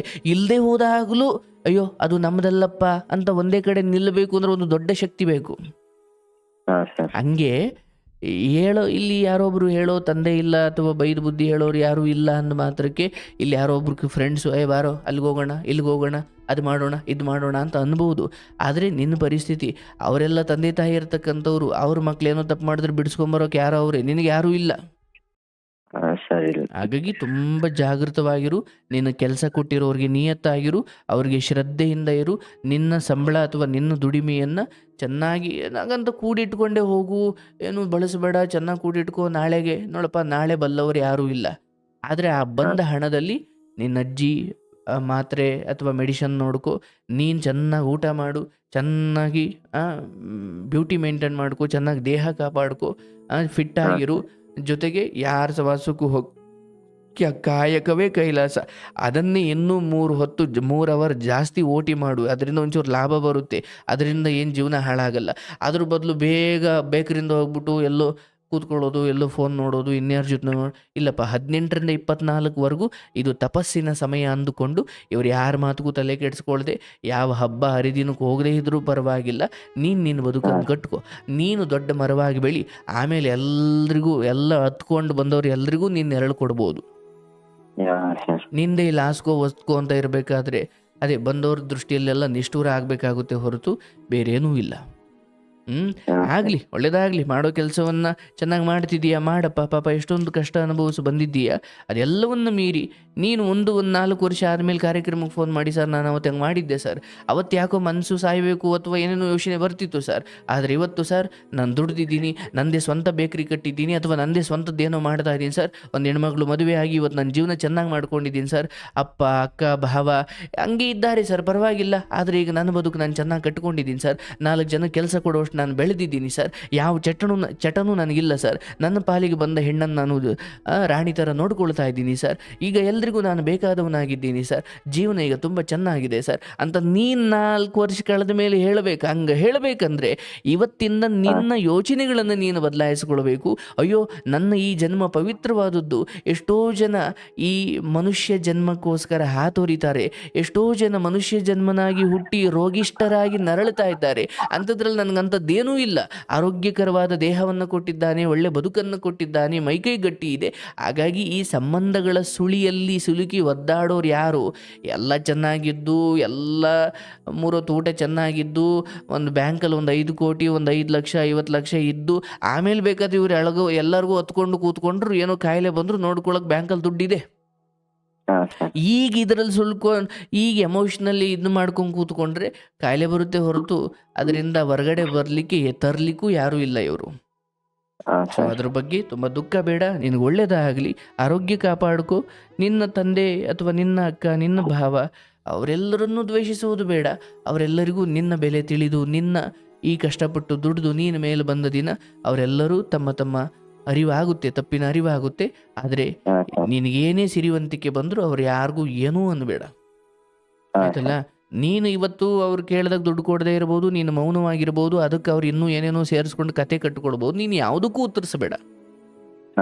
ಬರುತ್ತೆ, ಎಲ್ಲದೂ ಒಂದು ಸಮಯ ಬರುತ್ತೆ. ನಿನಗೆ ಭಗವಂತ ಶಕ್ತಿ ಕೊಟ್ಟಾಗಲೂ ಇವರೆಲ್ಲ ಅವತ್ತನ್ನು ನಂಗೆ ಮಾಡ್ಕೊಂಡಿದ್ರು ಅಂತ ಸೇಡು ತೀರಿಸ್ಕೊಳಕ್ ಹೋಗ್ಬೇಡ. ಭಗವಂತನಿಗೆ ಬಿಡು, ನಾವು ಸೇಡು ತೀರಿಸ್ಕೊಳಕ್ ನಾವು ಯಾರಪ್ಪ? ಹಾಗಾಗಿ ಆ ಧೈರ್ಯದಲ್ಲಿ ಬದುಕು, ನಿನ್ಗೆ ಒಳ್ಳೇದಾಗ್ಲಪ್ಪ. ಇದು ನಾಳೆ ಇನ್ವೈಟ್ ಮಾಡಿದ್ರು. ಯಾರು? ನಮ್ ತಂದೆಯವ್ರ ಏನೋ ಮನೇಲೇನೋ ಫಂಕ್ಷನ್ ಇದೆ, ಗಣಪತಿ ಹೋಮ ಮಾಡ್ತೀವಿ ಅಂತ. ಅದಕ್ಕೆ ಹೋಗ್ಲೋ ಬೇಡೋ ಅಂತ. ನಿನಗೆ ಅಲ್ಲಿ ಹೋದ್ರೆ ಓಕೆ ಫೈನ್, ಹೋಗೋಕ್ಕಿಂತ ಮುಂಚೆ ಗೌರವದ ನಿರೀಕ್ಷೆ ಅಥವಾ ನನ್ನನ್ನು ಹೀಗೆ ಕಾಣಲಿ, ನನ್ನನ್ನು ಈ ರೀತಿ ಅವರು ಮಾತಾಡಿಸ್ಬಿಟ್ರೆ ನನಗೆ ಬೇಜಾರಾಗುತ್ತೆ ಅಂದರೆ ಆ ಮಟ್ಟಿಂದ ಏನಾದರೂ ನಿಂದೇ ಆದ ನೋವು ನಲಿವಿನ ಯೋಜನೆಗಳು ಏನಾದರೂ ಇದ್ದರೆ ಹೋಗಲೇಬೇಡ. ಇಲ್ಲಪ್ಪ ಕರೆದಿದ್ದಾರೆ ಹೋಗ್ತೀನಿ, ಅವ್ರು ನನ್ನ ಚೆನ್ನಾಗಿ ಮಾತಾಡಿಸ್ದೇ ಇರಲಿ, ನನಗೆ ಅದೇನೂ ಬೇಕಿಲ್ಲ, ಒಂದು 10 ನಿಮಿಷ ಇರ್ತೀನಿ, ನನ್ನ ಪಾಡಿಗೆ ನಾನು ಬರ್ತೀನಿ ಅನ್ನೋದಿದ್ರೆ ಹೋಗು. ಇಲ್ಲ ನನ್ನನ್ನು ಆ ರೀತಿ ವಿಶೇಷವಾಗಿ ಕಾಣಬೇಕು ಅನ್ನೋ ಇಚ್ಛೆ ಇದ್ರೆ ಅದು ಅಲ್ಲಾಗಲ್ಲ. ಹೌದಲ್ಲಪ್ಪ? ಹಾಗಾಗಿ ನನಗನ್ಸುತ್ತೆ ಈ ಸಮಯದಲ್ಲಿ ತಂದೆ ಆ ಮಟ್ಟಿನ ಪೂರ್ಣ ಮನಸ್ಸಿನಿಂದ ಕರೆದಿದ್ರೆ ನಿನಗೂ ಅದು ನಿಮ್ಮ ಹೃದಯಕ್ಕೆ ಓಕೆ ಇದು ಪೂರ್ಣ ಮನಸ್ಸಿನಿಂದ ಕರೆದಿರೋದಪ್ಪ ಅಂತ ನಿನಗೂ ಅನಿಸಿದ್ರೆ ಹೋಗು. ಆದರೆ ಹೋಗಿ ನಿಂದೇ ಆದ ಯಾಕಂದರೆ ಜಾಗ ಬೇರೆಯದು, ಜನಗಳು ಬೇರೆಯವರು, ಅಥವಾ ಅವರೆಲ್ಲರೂ ನಿನ್ನನ್ನು ಈ ಮೊದಲಿಂದ ಹೇಗೆ ನೋಡಿದ್ದಾರೆ, ಹೇಗೆ ಹಳೇದನ್ನೆಲ್ಲ ಎತ್ತಿ ಇನ್ನು ಮಾಡ್ತಾರೆ ಅಂತ ನಿನಗೂ ಗೊತ್ತು. ಅದೆಲ್ಲ ಗೊತ್ತಿದ್ದು ಹೋಗಿ ಏನೋ ಗೊತ್ತಿಲ್ಲಿರೋ ಒಂಥರ ಇದ್ಯಾಕೆ ಹಿಂಗಾಯ್ತು, ನಾನು ಹಿಂಗೆ ಅಂದ್ಕೊಂಡಿರ್ಲಿಲ್ವಲ್ಲ, ಅಯ್ಯೋ ಅದೇನು ಹೊಸ್ದಲ್ಲ, ಅದು ಹಿಂದೆಯಿಂದಲೂ ಆಗ್ತಾ ಬಂದಿರೋದೆ. ಅದೆಲ್ಲ ತಡ್ಕೊಳ್ಳೋ ಶಕ್ತಿ ಇದ್ರೆ ಹೋಗು. ಇಲ್ಲ ಸರ್ ಅವ್ರು ಎಲ್ಲಿ ಅವ್ರು ಕರೆದ್ರು ಅಂತ ಹೋದ್ರು ಕೂಡ ಅವ್ರದ್ದು ಅದೇ ಬುದ್ಧಿ ಸರ್, ಅವ್ರು ಆಗಲ್ಲ ಸರ್ ಅಂತ ನಿನಗೆ ಅನ್ನಿಸ್ತಾ ನಿನ್ನ ಪಾಡಿಗೆ ಕೆಲಸ ಮಾಡ್ಕೊ. ಫೋನ ಮಾತಾಡ್ಬಿಟ್ಟು ನಿನ್ನ ಪಾಡಿಗೆ ನಿನ್ನ ಕೆಲಸ ನೋಡ್ಕೊಳ್ಳೆ, ಆ ಕಡೆಗೆ ಏನು ಹೋಗ್ಬೇಡ. ನಿನ್ನ ಕೆಲಸ ಮಾಡಿ, ಏನು ತೊಂದರೆ ಇಲ್ಲ. ಈಗ ಅದಕ್ಕೆ ಹೋಗದೆ ಇದ್ರೆ ಅಯ್ಯೋ ನೀನು ಬರಲಿಲ್ಲ ಅಂತ ಹೋಮ ನಡೆಸೋವಷ್ಟು ನಿಂಗೆ ದೊಡ್ಡ ಸ್ಥಾನ ಅಲ್ಲಿದೆಯಾ? ನೀನು ಹೋಗ್ಲಿಲ್ಲ ಅಂತ ಹೋಮ ನಿಲ್ಸೋವಷ್ಟು ದೊಡ್ಡ ಸ್ಥಾನ ಇದೆಯೇನೇ ನಿನಗಲ್ಲಿ? ಸರ್ ಅಷ್ಟಿಲ್ಲ, ಬಟ್ ಬರಲೇಬೇಕು ಅನ್ನೋದನ್ನು ರೆಸ್ಪಾನ್ಸ್ ಮಾಡಿದ್ದಾರೆ. ಆಯಿತು, ಹೋಗ್ಬಿಟ್ಟು ಬಾ. ಆದರೆ ಯಾವುದೇ ಕಾರಣಕ್ಕೂ ಇಲ್ಲಿಂದ ಮೊದಲೇ ಒಂದಷ್ಟು ನಿರೀಕ್ಷೆ ಇಟ್ಕೊಂಡು ನೀನು ಹೋಗಬೇಡ. ಏನೋ ಭಾಗಿಯಾಗಬೇಕು, ತಂದೆ ಕರೆದಿದ್ದಾರೆ ಹೋಗ್ತೀನಿ, ಆದರೆ ಅಲ್ಲಿ ನನ್ನ ಸ್ಥಾನಮಾನ ಏನು, ಬಟ್ ಇಲ್ಲಿವರೆಗೂ ಅಲ್ಲಿ ಏನು ನಡೆದಿದೆ ಅದಕ್ಕೆ ತಕ್ಕಂಗೆ ನಾನು ಹೇಗಿರಬೇಕು ಅದನ್ನೆಲ್ಲ ತಲೆಯಲ್ಲಿ ಇಟ್ಕೊಂಡು ಹೋಗು. ಯಾವುದೇ ಕಾರಣಕ್ಕೂ ಜಗಳ ಪಗಳ ಮಾಡ್ಕೊಳ್ಳೋಕೆ ಹೋಗಬೇಡ, ಅಥವಾ ಅದಕ್ಕೆ ಎದುರು ಉತ್ತರ ಕೊಡ್ಲಿಕ್ಕೆ ಹೋಗಬೇಡ. ಆದರೆ ತುಂಬ ಹಣದ ವಿಚಾರದಲ್ಲಿ ಏನೋ ಚರ್ಚೆ ಕೂತ್ಕೊಂಡ್ಬಿಟ್ರು ಅಂದರೆ ಎದ್ದು ಬರ್ತಾ ಇರ್ಬೇಕು ನೀನು, ಮತ್ತೆ ನೀನು ಸಿಗಾಕ್ಸೋದು ಬೇಡ. ಅಷ್ಟೆಲ್ಲ ಇದ್ದಿದ್ರೆ ಅವತ್ತು ತಾಯಿ ತೀರು ಹೋದಾಗ ಒಂದು ಮಗು ಅಲ್ವ ಅಂತ ನೋಡಿಕೊಂಡು ಏನೋ ಬೈಕೊಂಡು ಜೊತೆ ಇಟ್ಕೊಂಡಿದ್ರೆ ಏನೋ ಬದುಕು ನಡೀತಿತ್ತಲ್ಲಪ್ಪ. ಇವತ್ತು ಹಂಗೆ ಕರೆದು ಬಿಟ್ಟ ತಕ್ಷಣ ಹೋದ್ರೆ ಆಗ್ಲಿಪ್ಪ, ಹೋಗು, ತೊಂದರೆ ಇಲ್ಲ. ಬಟ್ ನನ್ನ ಕಡೆಯಿಂದ ನಿನಗೆ ಹೇಳೋದು, ಮೊದಲೇ ಯಾವುದೇ ಗೌರವದ ನಿರೀಕ್ಷೆ ಇಟ್ಕೊಂಡು ಹೋಗಬೇಡ. ಅವಮಾನ ಆಗುತ್ತೆ ಅಂತಲೇ ಹೋಗು, ಇವ್ರು ನನ್ನನ್ನು ಗೌರವದಿಂದ ಕಾಣಲ್ಲ ಅಂತಲೇ ಹೋಗು. ಅದನ್ನು ಮೀರಿಯೂ ಗೌರವ ಸಿಕ್ಕರೆ ಅದು ಬಂಪರ್. ಹಾ ಸರ್. ಇಲ್ವಾ? ಇದೇನು ಹೊಸ್ದ ಅಂದುಕೊಂಡು ಅವ್ರ ಆಶೀರ್ವಾದ ತಗೋ, ಅವ್ರಿಗೆ ಕೈ ಮುಗಿ ನಮಸ್ಕಾರ ಹೇಳು, ಊಟ ಮಾಡು, ಎಲ್ಲರನ್ನು ಮಾತಾಡಿಸು, ಬರ್ತಾ ಇರು. ಅಲ್ಲಿ ಇಲ್ಲಿಂದ ಹೋಗ್ಬೇಕಾದ್ರೂ ಏನು ನಿರೀಕ್ಷೆ ಇಟ್ಕೊಂಬೇಡ, ಬರಬೇಕಾದ್ರೂ ಯಾವ ದುಃಖವನ್ನು ಒತ್ಕೊಂಡು ಬರಬೇಡ. ಇಲ್ಲಿ ನೀನಾಯ್ತು, ನಿನ್ನ ಕೆಲಸ ಆಯ್ತು, ನಿನ್ನ ದುಡಿಮೆ ಆಯ್ತು, ಇದಷ್ಟೇ ನಿನ್ನನ್ನು ಕಾಪಾಡೋದು. ಹಾ ಸರ್. ಅಷ್ಟು ಮಾಡಪ್ಪ. ಹೋಗು, ಎಲ್ಲರನ್ನು ಮಾತಾಡಿಸ್ಕೊಂಡು ಬಾ. ಆದರೆ ಯಾವುದೇ ಕಾರಣಕ್ಕೂ ನಿನ್ನ ಪರಿಸ್ಥಿತಿಯ ಕುರಿತು ಅಲ್ಲಿನವರು ಅಪಹಾಸ್ಯ ಮಾಡ್ಬೋದು, ಕುಚೋದ್ಯ ಮಾಡ್ಬೋದು. ಅದು ಯಾವುದಕ್ಕೂ ನೀನು ಉತ್ತರಿಸುವ ಅವಶ್ಯಕತೆ ಇಲ್ಲ. ನೀನು ಆ ಪರಿಸ್ಥಿತಿಯಲ್ಲೂ ಇಲ್ಲ. ನೀನೀಗ ಸಪ್ರೇಟ್ ಯಾರೂ ಇಲ್ಲದಂಥ ಒಬ್ಬ ಹುಡುಗ ಬದುಕದಂಗೆ ಬದುಕ್ತಾ ಇದೆಯಾ. ಅದಕ್ಕೆ ತಕ್ಕಂತೆ ನಿನ್ನದು ಒಂದು ವಿನಯ ವ್ಯಕ್ತಿತ್ವ ಇರಬೇಕು, ವಿನಯವಂತ ವ್ಯಕ್ತಿತ್ವ. ಹೌದಪ್ಪ, ನಾನು ಇರೋದು ಹಾಗೆ, ಅವ್ರು ಆಡ್ಕೊಳ್ಳೋದು ಹಂಗೆ, ಬಿಡು, ಏನು ತೊಂದರೆ ಇಲ್ಲ ಅನ್ನೋ ಥರನೇ ಇರಬೇಕು. ಹಾಗಂತ ಮನುಷ್ಯನಿಗೆ ನೀಡಬೇಕಾದ ಕನಿಷ್ಠ ಪಕ್ಷ ಗೌರವವನ್ನು ನೀಡದೆ ಹೋದ ಜಾಗದಲ್ಲಿ ಅದು ಎಂಥ ತಂದೆ ಆಗಲಿ ತಾಯಿ ಆಗಲಿ ಹೋಗ್ಬಾರ್ದೆ. ಸ್ವಾಭಿಮಾನ ಇರಬೇಕಲ್ಲಪ್ಪ. ಹಾಗಾಗಿ ಯೋಚನೆ ಮಾಡು, ಸ್ವಾಭಿಮಾನ ಉಳಿಸ್ಕೊ. ಬಹುಶಃ ನೀನು ಪದೇ ಪದೇ ಅವ್ರು ಕರೆದಾಗೆಲ್ಲ ಹೋಗೋದಕ್ಕಿಂತ ನೀನು ಹಠ ಛಲ ಬೆಳೆಸ್ಕೊಂಡು, ಇಲ್ಲ ಅವತ್ತು ನೀವು ಹಂಗಂದಿದ್ದೀರಾ, ನಾನು ನನ್ನ ಬದುಕನ್ನು ಕಟ್ಟಿಕೊಂಡೆ ನಾನು ಅಲ್ಲಿಗೆ ಬರೋದು, ಇದೇನು ದ್ವೇಷದಿಂದ ಹೇಳ್ತಾ ಇಲ್ಲ. ನನಗೀಗ ಛಲ ಬಂದಿದೆ. ನನಗೆ ಯಾವ ಹಬ್ಬ ಹರಿದಿನ ಇದು ಯಾವುದಕ್ಕೂ ನಾನು ಬರಲ್ಲ. ನಾನು ಗುರಿಯ ಕಡೆ ಹೊರಟಿದ್ದೀನಿ. ನಾನು ಹಿಂಗೆ ನಾನೇನೋ ಒಂದು ಸಾಧಿಸ್ತೀನಿ, ನನ್ನ ಬದುಕನ್ನು ನಾನು ನೋಡ್ಕೊಳ್ತೀನಿ. ಆ ಕಡೆ ಹಠ ಛಲ ಹಿಡ್ಕೊಂಡು ಬದುಕು. ಜೊತೆಗೆ ಆಗಾಗ ಈ ಅವರು ಕರೆದಾಗ ಅನ್ನೋದಕ್ಕಿಂತ ಅವರು ಕರೆದೇ ಇರೋ ಸಮಯದಲ್ಲಿ ಯಾವಾಗಲೂ ಹೋಗ್ಬಿಟ್ಟು ಒಂದು ದಿವಸ ಬಂದರೆ ಫೈನ್. ಬಟ್ ಅವ್ರು ಕರೆದಾಗ ಹೋದರೆ ಅಲ್ಲಿ ಬೇರೆ ಬೇರೆ ವಿಚಾರಗಳು ಜನ್ಮ ತಾಳ್ತಾವೆ ಮತ್ತೆ. ಬಟ್ ಅವರೆಲ್ಲ ಬಂದು ಏನೋ ಸುಮ್ಮನೆ ಮಾತಿಗೆ ಮಾತು ಬೆಳೆದು ಅವ್ರೇನೋ ಕೇಳಿ ನೀನೇನೋ ಹೇಳಿ. ಯಾಕಂದ್ರೆ ತುಂಬ ಜನ ಬಂದಿರೋ ಜಾಗದಲ್ಲಿ ಇವೆಲ್ಲ ನಡೀತಾವಪ್ಪ. ಸುಮ್ಮನೆ ನೀನೇ ಒಂದಿನ ಹೋಗಿ ನಿಮ್ಮ ತಂದೆ ನೋಡ್ಕೊಂಡು ಬಂದು ಅಲ್ಲಿ ಏನೋ ನಿಮ್ಮ ತಂದೆ ಅಂದರೂ ಕೂಡ ಅದು ಯಾರ ಕಿವಿಗೂ ಬೀಳಲ್ಲ. ಒಂದು ವೇಳೆ ತುಂಬಿದ ಸಭೆಯಲ್ಲಿ ಅವೆಲ್ಲ ಚರ್ಚೆ ಆದವು ಅಂದ್ರೆ ಮತ್ತೆ ನೀನು ಆತ್ಮವಿಶ್ವಾಸ ಕಳ್ಕೊಂಡ್ಬಿಡ್ತೀಯ. ಹಾಗಾಗಿ ನೋಡು, ಬಿಡುವಿನ ಸಮಯದಲ್ಲಿ ಯಾವಾಗಲೂ ಹೋಗಿ ಬಂದ್ರೆ ಆಯಿತು, ತೊಂದರೆ ಇಲ್ಲ ಅಂದುಕೊಂಡು ಸುಮ್ಮನೆ ನಿನ್ನ ಕೆಲಸ ಮಾಡ್ಕೊ. ಇಲ್ಲ ಅವ್ರು ಕರೆದಿದ್ದಾರೆ, ಹೋಗದೆ ಹೋದರೆ ನನಗೆ ಬೇಜಾರಾಗ್ಬಿಡುತ್ತೆ ಅನ್ನೋ ಮಟ್ಟಿಗಿದ್ರೆ ಹೋಗ್ದಾನೆ ಇರು. ಒಟ್ಟಿನಲ್ಲಿ ನೀನೀಗ ಬೇರೆ ಬಂದಿದ್ದೀಯಾ, ಬೇರೆ ಬದುಕ್ತಾ ಇದೆಯಾ, ಅದಕ್ಕೆ ನೀನು ಬದ್ಧನಾಗಿರು. ಆದಷ್ಟು ಯಾವುದಾದ್ರೂ ಬಿಡುವಿನ ಸಮಯದಲ್ಲಿ ಹೋಗಿ ಮಾತಾಡಿಸ್ಕೊಂಡು ಬಾ. ಎಲ್ಲ ಬರ್ತಾರೆ ಅಂದರೆ ಆ ಜಾಗಕ್ಕೆ ನೀನು ಹೋಗದೆ ಇರೋದೇ ಒಳ್ಳೆಯದು. ನೋಡಪ್ಪ, ಅಷ್ಟು ಮಾಡು, ನಿನಗೆ ಒಳ್ಳೇದಾಗಲಿ. ಯಾವುದೇ ಕಾರಣಕ್ಕೂ ಸಾವಿನ ಕುರಿತು ಯೋಚಿಸಬೇಡ, ಬದುಕನ್ನು ಮುಗಿಸುವ ಕುರಿತು ಯೋಚಿಸಬೇಡ, ಆಯಿತಾ? ಈ ಕಾರ್ಯಕ್ರಮ ನಡೀತಾನೆ ಇರುತ್ತೆ, ಕರೆ ಮಾಡು, ಯಾವತ್ತೋ ಬೇಜಾರಾದರೆ ಮಾತಾಡು. ಬಟ್ ನೀವು ಈ ವಯಸ್ಸಲ್ಲಿ ಸ್ವಲ್ಪ ಬ್ರಹ್ಮಚರ್ಯ ಪಾಲನೆ ಮಾಡಿ, ದೇವರನ್ನು ನಂಬಿ ಧ್ಯಾನ ಮಾಡಿ, ನಿಮ್ಮ ಕೆಲಸವನ್ನು ಶ್ರದ್ಧೆಯಿಂದ ಮಾಡಿ. ಏನೇ ಬರಲಿ, ನಾನು ಗುಡ್ಕ ಹಾಕಲ್ಲ, ಗ್ಯಾಂಬ್ಲಿಂಗ್ ಆಡಲ್ಲ, ಯಾವುದೇ ಒಳ್ಳೆಯ ಮಾರ್ಗದ ಮೂಲಕ 100 ರೂಪಾಯಿ ದುಡಿಯ ತೊಂದರೆ ಇಲ್ಲ. ಕೆಟ್ಟ ಮಾರ್ಗದ ಮೂಲಕ ಏನು ಇಡೀ ದೇಶದ ಜವಾಬ್ದಾರಿ ನಿನಗೆ ವಹಿಸಿಲ್ಲ. ನೀನು ಬದುಕನ್ನು ನೋಡ್ಕೊಳ್ಳಿಕ್ಕೆ ತಕ್ಕ ಒಂದು ಜಾಬ್ ಕೊಟ್ಟಿರ್ತಾನೆ, ಅದಕ್ಕೆ ತಕ್ಕ ಸ್ಯಾಲ್ರಿ ಇರ್ತಾನೆ. ಇಲ್ಲ ನಂಗೆ ಅಷ್ಟು ಸಾಲದು ನಾನು ಅಂತ ಹೋದಾಗ ಭ್ರಷ್ಟಾಚಾರ ಕೈ ಹಾಕಬೇಕಾಗುತ್ತೆ. ಹೌದಲ್ಲಪ್ಪ? ಹಾಗಾಗಿ ಏನು ನನ್ನ ಬದುಕನ್ನು ನಡೆಸಲಿಕ್ಕೆ ಏನು ದುಡಿಬೇಕು, ಏನು ಅದು ನಡೆಯುತ್ತೆ. ಏನು ತುಂಬ ದುಡ್ಡು ಮಾಡೋದು ಮಾತ್ರಕ್ಕೆ, ತುಂಬ ಎಲ್ಲರ ಎದುರುಗಡೆ ಚಿನ್ನ ಹಾಕೊಂಡು ಓಡಾಡೋದು ಮಾತ್ರಕ್ಕೆ ಅವನನ್ನು ಆಕಾಶದಲ್ಲಿ ಉಳಲ್ಲ, ಅವನು ನೆಲದಲ್ಲೇ ಉಳೋದು. ಹಾಗಾಗಿ ಈಗ ನೀನು ಬೇಕ್ರಿ ಅಲ್ಲದೆ ಈ ಕಡೆ ಏನೋ ಚೀಟಿ ಹಾಕೊಳ್ತೀಯ, ಬೇಕ್ರಿ ಅಲ್ಲದೆ ಈ ಕಡೆ ಇನ್ನೇನೋ ವಾಟರ್ ಕ್ಯಾನ್ ಬಿಸ್ನೆಸ್ ಮಾಡ್ತೀಯ. ಒಳ್ಳೆ ರೀತಿಯಲ್ಲಿ 10 ಬಿಸ್ನೆಸ್ ಮಾಡಿ, ನಾನು ಬೇಡ ಅನ್ನಲ್ಲ. ಬಟ್ ಈ ಕಡೆ ಬೇಕ್ರಿಲಿ ಮಾಡಿ ಇನ್ನೊಂದು ಕಡೆ ರಾತ್ರಿ ಕೂತ್ಕೊಂಡು ರಮ್ಮಿ ಆಡಿದ್ರೆ ಅದು ಜೀವನ ಹಾಳು. ಇಲ್ಲ ಸರ್, ಅದು ಯಾವ ಅಭ್ಯಾಸ ಇಲ್ಲ. ಅಲ್ಲ, ನಾನು ಸುಮ್ಮನೆ ಹೇಳ್ತಾ ಇದ್ದೀನಿ. ಇಲ್ಲ, ಒಂದು ಯಾವುದೋ ಬಂದಿದೆ ಅದನ್ನು ಗೌರವಾನ್ವಿತವಾಗಿ ಮಾಡು. ಇಲ್ಲ ಸರ್, ನನಗೆ 2-3 ಮಾಡೋ ತಾಕತ್ತಿದೆ ಒಳ್ಳೆ ರೀತಿಯಲ್ಲೇ ಅಂದರೆ ಮಾಡು. ಆದರೆ ಇಲ್ಲಿ ಒಳ್ಳೆ ರೀತಿಯಲ್ಲಿ ಬೆಳಗಿನ 9 ಗಂಟೆಯಿಂದ ಸಂಜೆ 6 ಗಂಟೆವರೆಗೂ ಒಳ್ಳೆ ರೀತಿಯಲ್ಲಿ ದುಡಿಯೋದು, ರಾತ್ರಿ ತಗೊಂಡೋಗಿ ಅಲ್ಲಿ ಅತಿ ಆಸೆಗೆ ಅಂತ ಹಾಕೋದು. ಎಷ್ಟೋ ಜನ ಹಿಂಗೆ ಮಾಡ್ಕೊಂಡು ಜೀವನ ಹಾಳು ಮಾಡ್ಕೊಂಡ್ಬಿಟ್ಟಿರ್ತಾರೆ. ಹಾಗಾಗಿ ನಿಮ್ಮ ಬೆವರಿಲ್ಲದೆ, ನಿಮ್ಮ ಶ್ರಮವಿಲ್ಲದೆ, ನಿಮ್ಮ ಇನ್ವಾಲ್ವ್ಮೆಂಟ್ ಆ ಮಟ್ಟಿಗಿಲ್ಲದೆ, ಅಥವಾ ನಿಮ್ಮ ಬುದ್ಧಿವಂತಿಕೆಯನ್ನು, ಶ್ರಮವನ್ನು, ಟ್ಯಾಲೆಂಟನ್ನು ಬಳಸದೆ ಎಲ್ಲೋ ಕೂತು ಆನ್ಲೈನಲ್ಲಿ ನಾನು ದುಡ್ದು ಬಿಡ್ತೀನಿ, ಗ್ಯಾಂಬ್ಲಿಂಗ್ ಆಡಿಬಿಡ್ತೀನಿ, ಬೆಟ್ಟಿಂಗ್ ಆಡಿಬಿಡ್ತೀನಿ, ಹಿಂಗೆ ಹೋದವರೆಲ್ಲ ಅದೇ ಹೇಳ್ತಾರಲ್ಲ, ಬೆಟ್ಟಿಂಗ್ ಆಡೋರು ಅಥವಾ ಈ ಜೂಜಾಡೋ ಹೆಂಡತಿ ಎಲ್ಲ ಮಾಂಗಲ್ಯ ಕಳ್ಕೊಳ್ಬೇಕಾದ ಒಂದು ದಿನ ಬರುತ್ತೆ.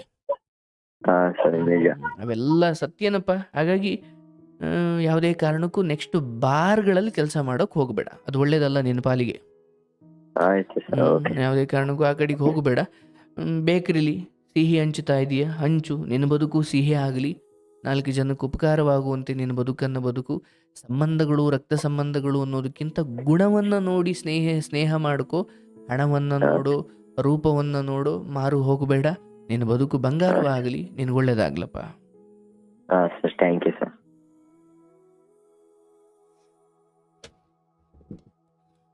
ನೋಡಿ, ಆ, ಈ ಹುಡುಗ ಬಹುಶಃ ದೈಹಿಕವಾಗಿ ತುಂಬ ನೋವು ಅನುಭವಿಸ್ತಾ ಇದ್ರು, ಮಾನಸಿಕವಾಗಂತೂ ನೋವು ಅನುಭವಿಸಿದ್ದಾರೆ. ಪಾಪ ಮಾತಲ್ಲಿ ಅರ್ಥವಾಗುತ್ತೆ. ಅಂದರೆ ಈಗ ತಾಯಿ ಬಹುಶಃ ಒಂದು ಮಾತು ಬಂದಿರಬಹುದು ಈ ಹುಡುಗನ ಬದುಕಲ್ಲಿ. ಯಾಕಂದರೆ ಈತ ಹುಟ್ಟಿದ, ತಾಯಿ ಸತ್ರು, ಆಸ್ಪತ್ರೆಯಲ್ಲೇ ಸತ್ರು. ಅಯ್ಯೋ ನಿನ್ನ ತಾಯಿ ತಿಂದ್ಕೊಂಡ್ಬಿಟ್ಟಲ್ಲೋ ಅಂತ ಒಂದು ಮಾತು ಹೇಳಿರ್ಬೋದೋ ಏನೋ. ಜೊತೆಗೆ ಹಾಗೆ ತಾಯಿ ತೀರು ಹೋದಾಗ ತಂದೆ ಆಯಿತು ಇನ್ನೊಂದು ಮದುವೆ ಆಗಲಿ, ತೊಂದರೆ ಇಲ್ಲ, ಆದರೆ ಮಗುವನ್ನು ಹಾಗೆ ನಾನು ನೋಡ್ಕೊಳ್ಳಲ್ಲ, ನೀವು ನೋಡ್ಕೊಳ್ಳಿ, ನಾನು ಬೇರೆ ಮದುವೆ ಆಗ್ತೀನಿ, ಅದು ಮನುಷ್ಯತ್ವಕ್ಕೆ ವಿರುದ್ಧವಾದದ್ದು. ಆಯಿತು ಮದುವೆ ಆದರೆ ಅವ್ರ ತಾತನ ಮನೆಯಲ್ಲಿ ಬೆಳೆದ್ರು, ಆಮೇಲಾದರೂ ಆ ಮಗುವಿಗೊಂದು ಪ್ರೀತಿ ಬೇಕಲ್ಲಪ್ಪ. ಪ್ರೀತಿಯಿಂದ ವಂಚಿತ ಮಾಡಿ ಅವ ಪಾಪವನ್ನು ಕಟ್ಕೊಳ್ತೀರಿ. ಏನು ಮಾಡೋದು? ಇವೆಲ್ಲ ಪಾಪ ಈ ಹುಡುಗ ಹೇಳಬೇಕಾದ್ರೆ ನೋಡಿ, ಅಲ್ಲಿ ಎಲ್ಲೋ ಬಾರಲ್ಲಿ ಕೆಲಸ ಮಾಡಿದ್ದು, ಫ್ರೆಂಡ್ಸ್ಗಳು ಮನೇಲಿ ಇದ್ದಿದ್ದು, ಅಲ್ಲಿ ಬಾರಲ್ಲಿ ವಿಕೃತವಾಗಿ ನಡೆಸ್ಕೊಂಡಿದ್ದು, ಬೇಡ ಅಂದರು ಕೂಲ್ ಡ್ರಿಂಕ್ಸ್ ಒಳಗಡೆ ಹಾಟ್ ಡ್ರಿಂಕ್ಸ್ ಹಾಕಿ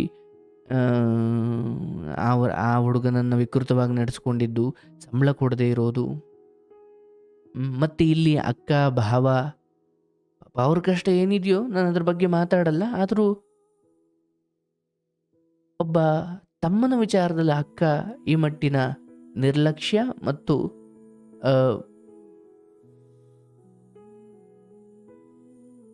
ಅನ್ಯಾಯವಾಗಿ ನಡ್ಕೊಳ್ಳೋದು ಸರಿಯಲ್ಲ. ಅವೆಲ್ಲ ಮುಂದೆ ಫಲ ಕೊಡ್ತವೆ, ನಿಮಗೆ ಗೊತ್ತಾಗದೇ ಇರ್ಬೋದು ಅಷ್ಟೇ. ಇರ್ಲಪ್ಪ, ಇವೆಲ್ಲವನ್ನ ಮೀರಿ ನೀನೆಲ್ಲೋ ಅಲ್ಲಿದ್ದುಕೊಂಡು ಇಲ್ಲಿದ್ದುಕೊಂಡು ಆ ಫ್ರೆಂಡ್ ಮನೆ ಬದುಕಿದ್ದೀಯಾ. ಏನು ಭಗವಂತ ನಿನ್ನನ್ನು ಕೈ ಬಿಟ್ಟಿಲ್ಲ. ಯಾರಿಗೂ ಹೆದರಬೇಡ, ಯಾರ ಜೀವನಕ್ಕೂ ನೀನು ಅಡ್ಡಗಾಲ ಹೋಗಿಲ್ಲ, ಯಾರ ಜೀವನನೂ ನೀನು ಹಾಳು ಮಾಡಿಲ್ಲ. ಇನ್ನೂ ನಿನ್ನ ಕೈಲಾದಷ್ಟು ಕೊಟ್ಟಿದ್ದೀಯಾ, ಪುಣ್ಯ ನಿನ್ನನ್ನು ಕಾಪಾಡುತ್ತೆ. ಯಾರನ್ನೂ ದ್ವೇಷ ಮಾಡಿಕೊಳ್ಬೇಡ, ಯಾರ ಬದುಕಿಗೂ ಅಥವಾ ಯಾರ ಬಗ್ಗೆನೂ ಇಲ್ಲ ಅವ್ರು ಹಂಗೆ ಮಾಡಿಬಿಟ್ರು ಹಿಂಗೆ ಮಾಡಿಬಿಟ್ರು, ಆಯಿತು ಎಲ್ಲ ನಿನ್ನ ಆಗೋದೆಲ್ಲ ಒಳ್ಳೆಯದಕ್ಕೆ. ಭಗವಂತ ಕೃಷ್ಣ ಹೇಳೋ ಹಾಗೆ ಏನಾಗಿದೆಯೋ ಅದು ಒಳ್ಳೆಯದಕ್ಕೆ, ಏನಾಗ್ತಾ ಇದೆಯೋ ಅದು ಒಳ್ಳೆಯದಕ್ಕೆ, ಮುಂದೇನು ಆಗಲಿದೆಯೋ ಅದು ಒಳ್ಳೆಯದಕ್ಕೆ. ಎಲ್ಲವನ್ನು ಬಂದಂತೆ ಸ್ವೀಕರಿಸು. ಹುಟ್ಟೋಕ್ಕಿಂತ ಮುಂಚೆನೂ ಭಗವಂತನಲ್ಲೇ ಇದ್ದೆ, ಸತ್ತ ಮೇಲೂ ಭಗವಂತನಲ್ಲೇ ಹೋಗ್ತೀಯ. ಅದೇ ನಂಬಿಕೆ ಮನುಷ್ಯರಿಗಿರಬೇಕು. ಏನಪ್ಪ ಬಾಬಾ ಅಂದರೆ ಇಲ್ಲಿಂದ ಸತ್ತ ಮೇಲೆ ಮತ್ತು ಭಗವಂತನ ಬಳಿನೇ ಹೋಗ್ತೀನಿ, ಅಯ್ಯೋ ಆ ಪರಮಾತ್ಮ ನಮ್ಮನ್ನು ಕೈ ಬಿಡ್ತಾನ? ಹಾಗಾಗಿ ಎಲ್ಲರೂ ಅವರವರವರವರ ಪೂರ್ವ ಜನ್ಮದ ಅಥವಾ ಅವರವರ ಕರ್ಮಗಳನ್ನು ಸವಿಸ್ಲಿಕ್ಕೆ ಬಂದಿದ್ದೀವಿ.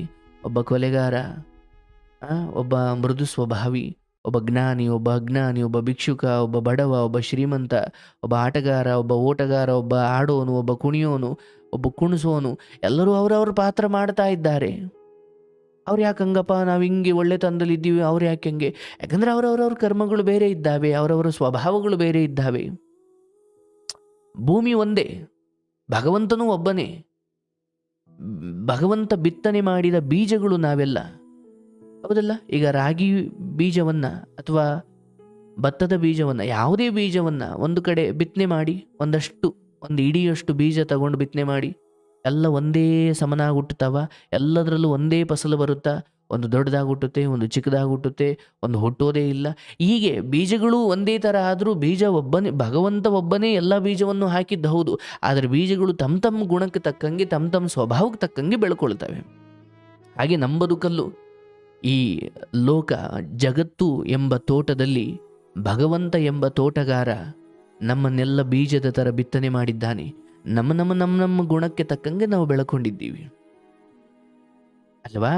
ಸೊ ಹಾಗೆ ಇಲ್ಲೊಬ್ರು ಒಳ್ಳೆಯವರಿದ್ದಾರೆ, ಇಲ್ಲೊಬ್ರು ಕೆಟ್ಟವರಿದ್ದಾರೆ, ಇಲ್ಲೊಬ್ರು ಸ್ಪಂದಿಸೋರಿದ್ದಾರೆ, ಇಲ್ಲೊಬ್ರು ವಿರೋಧಿಸೋರಿದ್ದಾರೆ. ಯಾರನ್ನೂ ಕೆಟ್ಟವರು ಅಂತ ಭಾವಿಸಬೇಡಿ, ಎಲ್ಲರೂ ಅವರವರ ಕರ್ಮ ಸಾಗಿಸ್ತಾ ಇದ್ದಾರೆ. ಹಾಗಾಗಿ ನಾವು ಆದಷ್ಟು ಏನೇ ನಮ್ಮ ಹಳೆಯ ಪೂರ್ವಜನ್ಮದ ಸ್ವಭಾವ ಕೆಟ್ಟದ್ದಾಗಿದ್ದರೂ ಆ ಕೆಟ್ಟತನವನ್ನು ಕಳ್ಕೊಂಡು ಸಜ್ಜನರ ಸಹವಾಸ ಮಾಡಿ ಈ ಮನುಷ್ಯ ಜನ್ಮ ಸಿಕ್ಕಿರೋದೇ ರಾಕ್ಷಸ ಗುಣಗಳನ್ನು ತ್ಯಜಿಸಿ ದೈವತ್ವದ ಗುಣಗಳನ್ನು ಹೆಚ್ಚಿಸಿಕೊಂಡು ಹುಟ್ಟುವಾಗ ಮನುಷ್ಯರಾಗಿ ಹುಟ್ಟಿ ಸಾಯಬೇಕಾದರೆ ದಿವ್ಯತನವನ್ನು ದೈವತ್ವವನ್ನು ಪಡ್ಕೊಂಡು ಸಾಯಬೇಕು ಅಂತ ಈ ಬುದ್ಧಿವಂತಿಕೆ ಇರುವ ಮನುಷ್ಯ ಜನ್ಮ ಸಿಕ್ಕಿರೋದು. ಬೇರೆ ಪ್ರಾಣಿಗಳಿಗೆ ಈ ಅವಕಾಶವಿಲ್ಲ. ಹಾಗಾಗಿ ನಿಮ್ಮ ಬದುಕನ್ನು ಜ್ಞಾನ ಸಂಪಾದನೆಗೆ, ತಿಳುವಳಿಕೆಯನ್ನು ಪಡ್ಕೊಳ್ಳಿಕ್ಕೆ ಅಂತಲೇ ವಿನಿಯೋಗಿಸಿ. ಅದರ ಹೊರತಾಗಿ ಅವ್ರು ಹಿಂಗೆ ಮಾಡಿದ್ರು ನಾನು ಸತ್ತು ಬಿಡ್ತೀನಿ, ಇವ್ರು ಹಂಗೆ ಮಾಡಿದ್ರು ನಾನು ಸತ್ತು ಬಿಡ್ತೀನಿ, ಬೇಡ್ರಪ್ಪ, ಒಳ್ಳೇದಾಗುತ್ತೆ, ಕಾಲ ಹಿಂಗೆ ಇರಲ್ಲ, ಬರಬರ್ತಾ ಒಳ್ಳೆ ಕಾಲ ಬರುತ್ತೆ, ಏನು ತೊಂದರೆ ಇಲ್ಲ. ನಿಮಗೆಲ್ಲ ಏನೇ ದುಃಖವಿರಲಿ, ಒಂದು ಸ್ವಲ್ಪ ನಿಮ್ಮ ಕೆಲಸವನ್ನು ನಂಬಿ, ಕಾಯಕವನ್ನು ನಂಬಿ, ದೇವರನ್ನು ನಂಬಿ, ಪ್ರಕೃತಿಯನ್ನು ನಂಬಿ. ಒಳ್ಳೆಯವರಿದ್ದಾರೆ, ಒಳ್ಳೆತನ ಇನ್ನೂ ಇದೆ, ಅದರ ಬಗ್ಗೆ ಬೇಸರ ಬೇಡ. ಅಥವಾ ಜಗತ್ತು ಕೆಟ್ಟದ್ದ, ಅಯ್ಯೋ ಎಲ್ಲರೂ ಕೆಟ್ಟವರಪ್ಪ, ಎಲ್ಲರೂ ನಮ್ಮನ್ನು ಮೋಸ ಮಾಡಿಬಿಟ್ರು, ಇರುವುದರಲ್ಲಿ ತೃಪ್ತಿ ಪಟ್ಕೊಳ್ಳಿ. ಏನು ಬಂತು ಅದನ್ನು ಸ್ವೀಕರಿಸಿ, ಭಗವಂತ ನಿನಗೆ ಒಳ್ಳೇದು ಮಾಡಲಪ್ಪ, ಶುಭವಾಗಲಿ.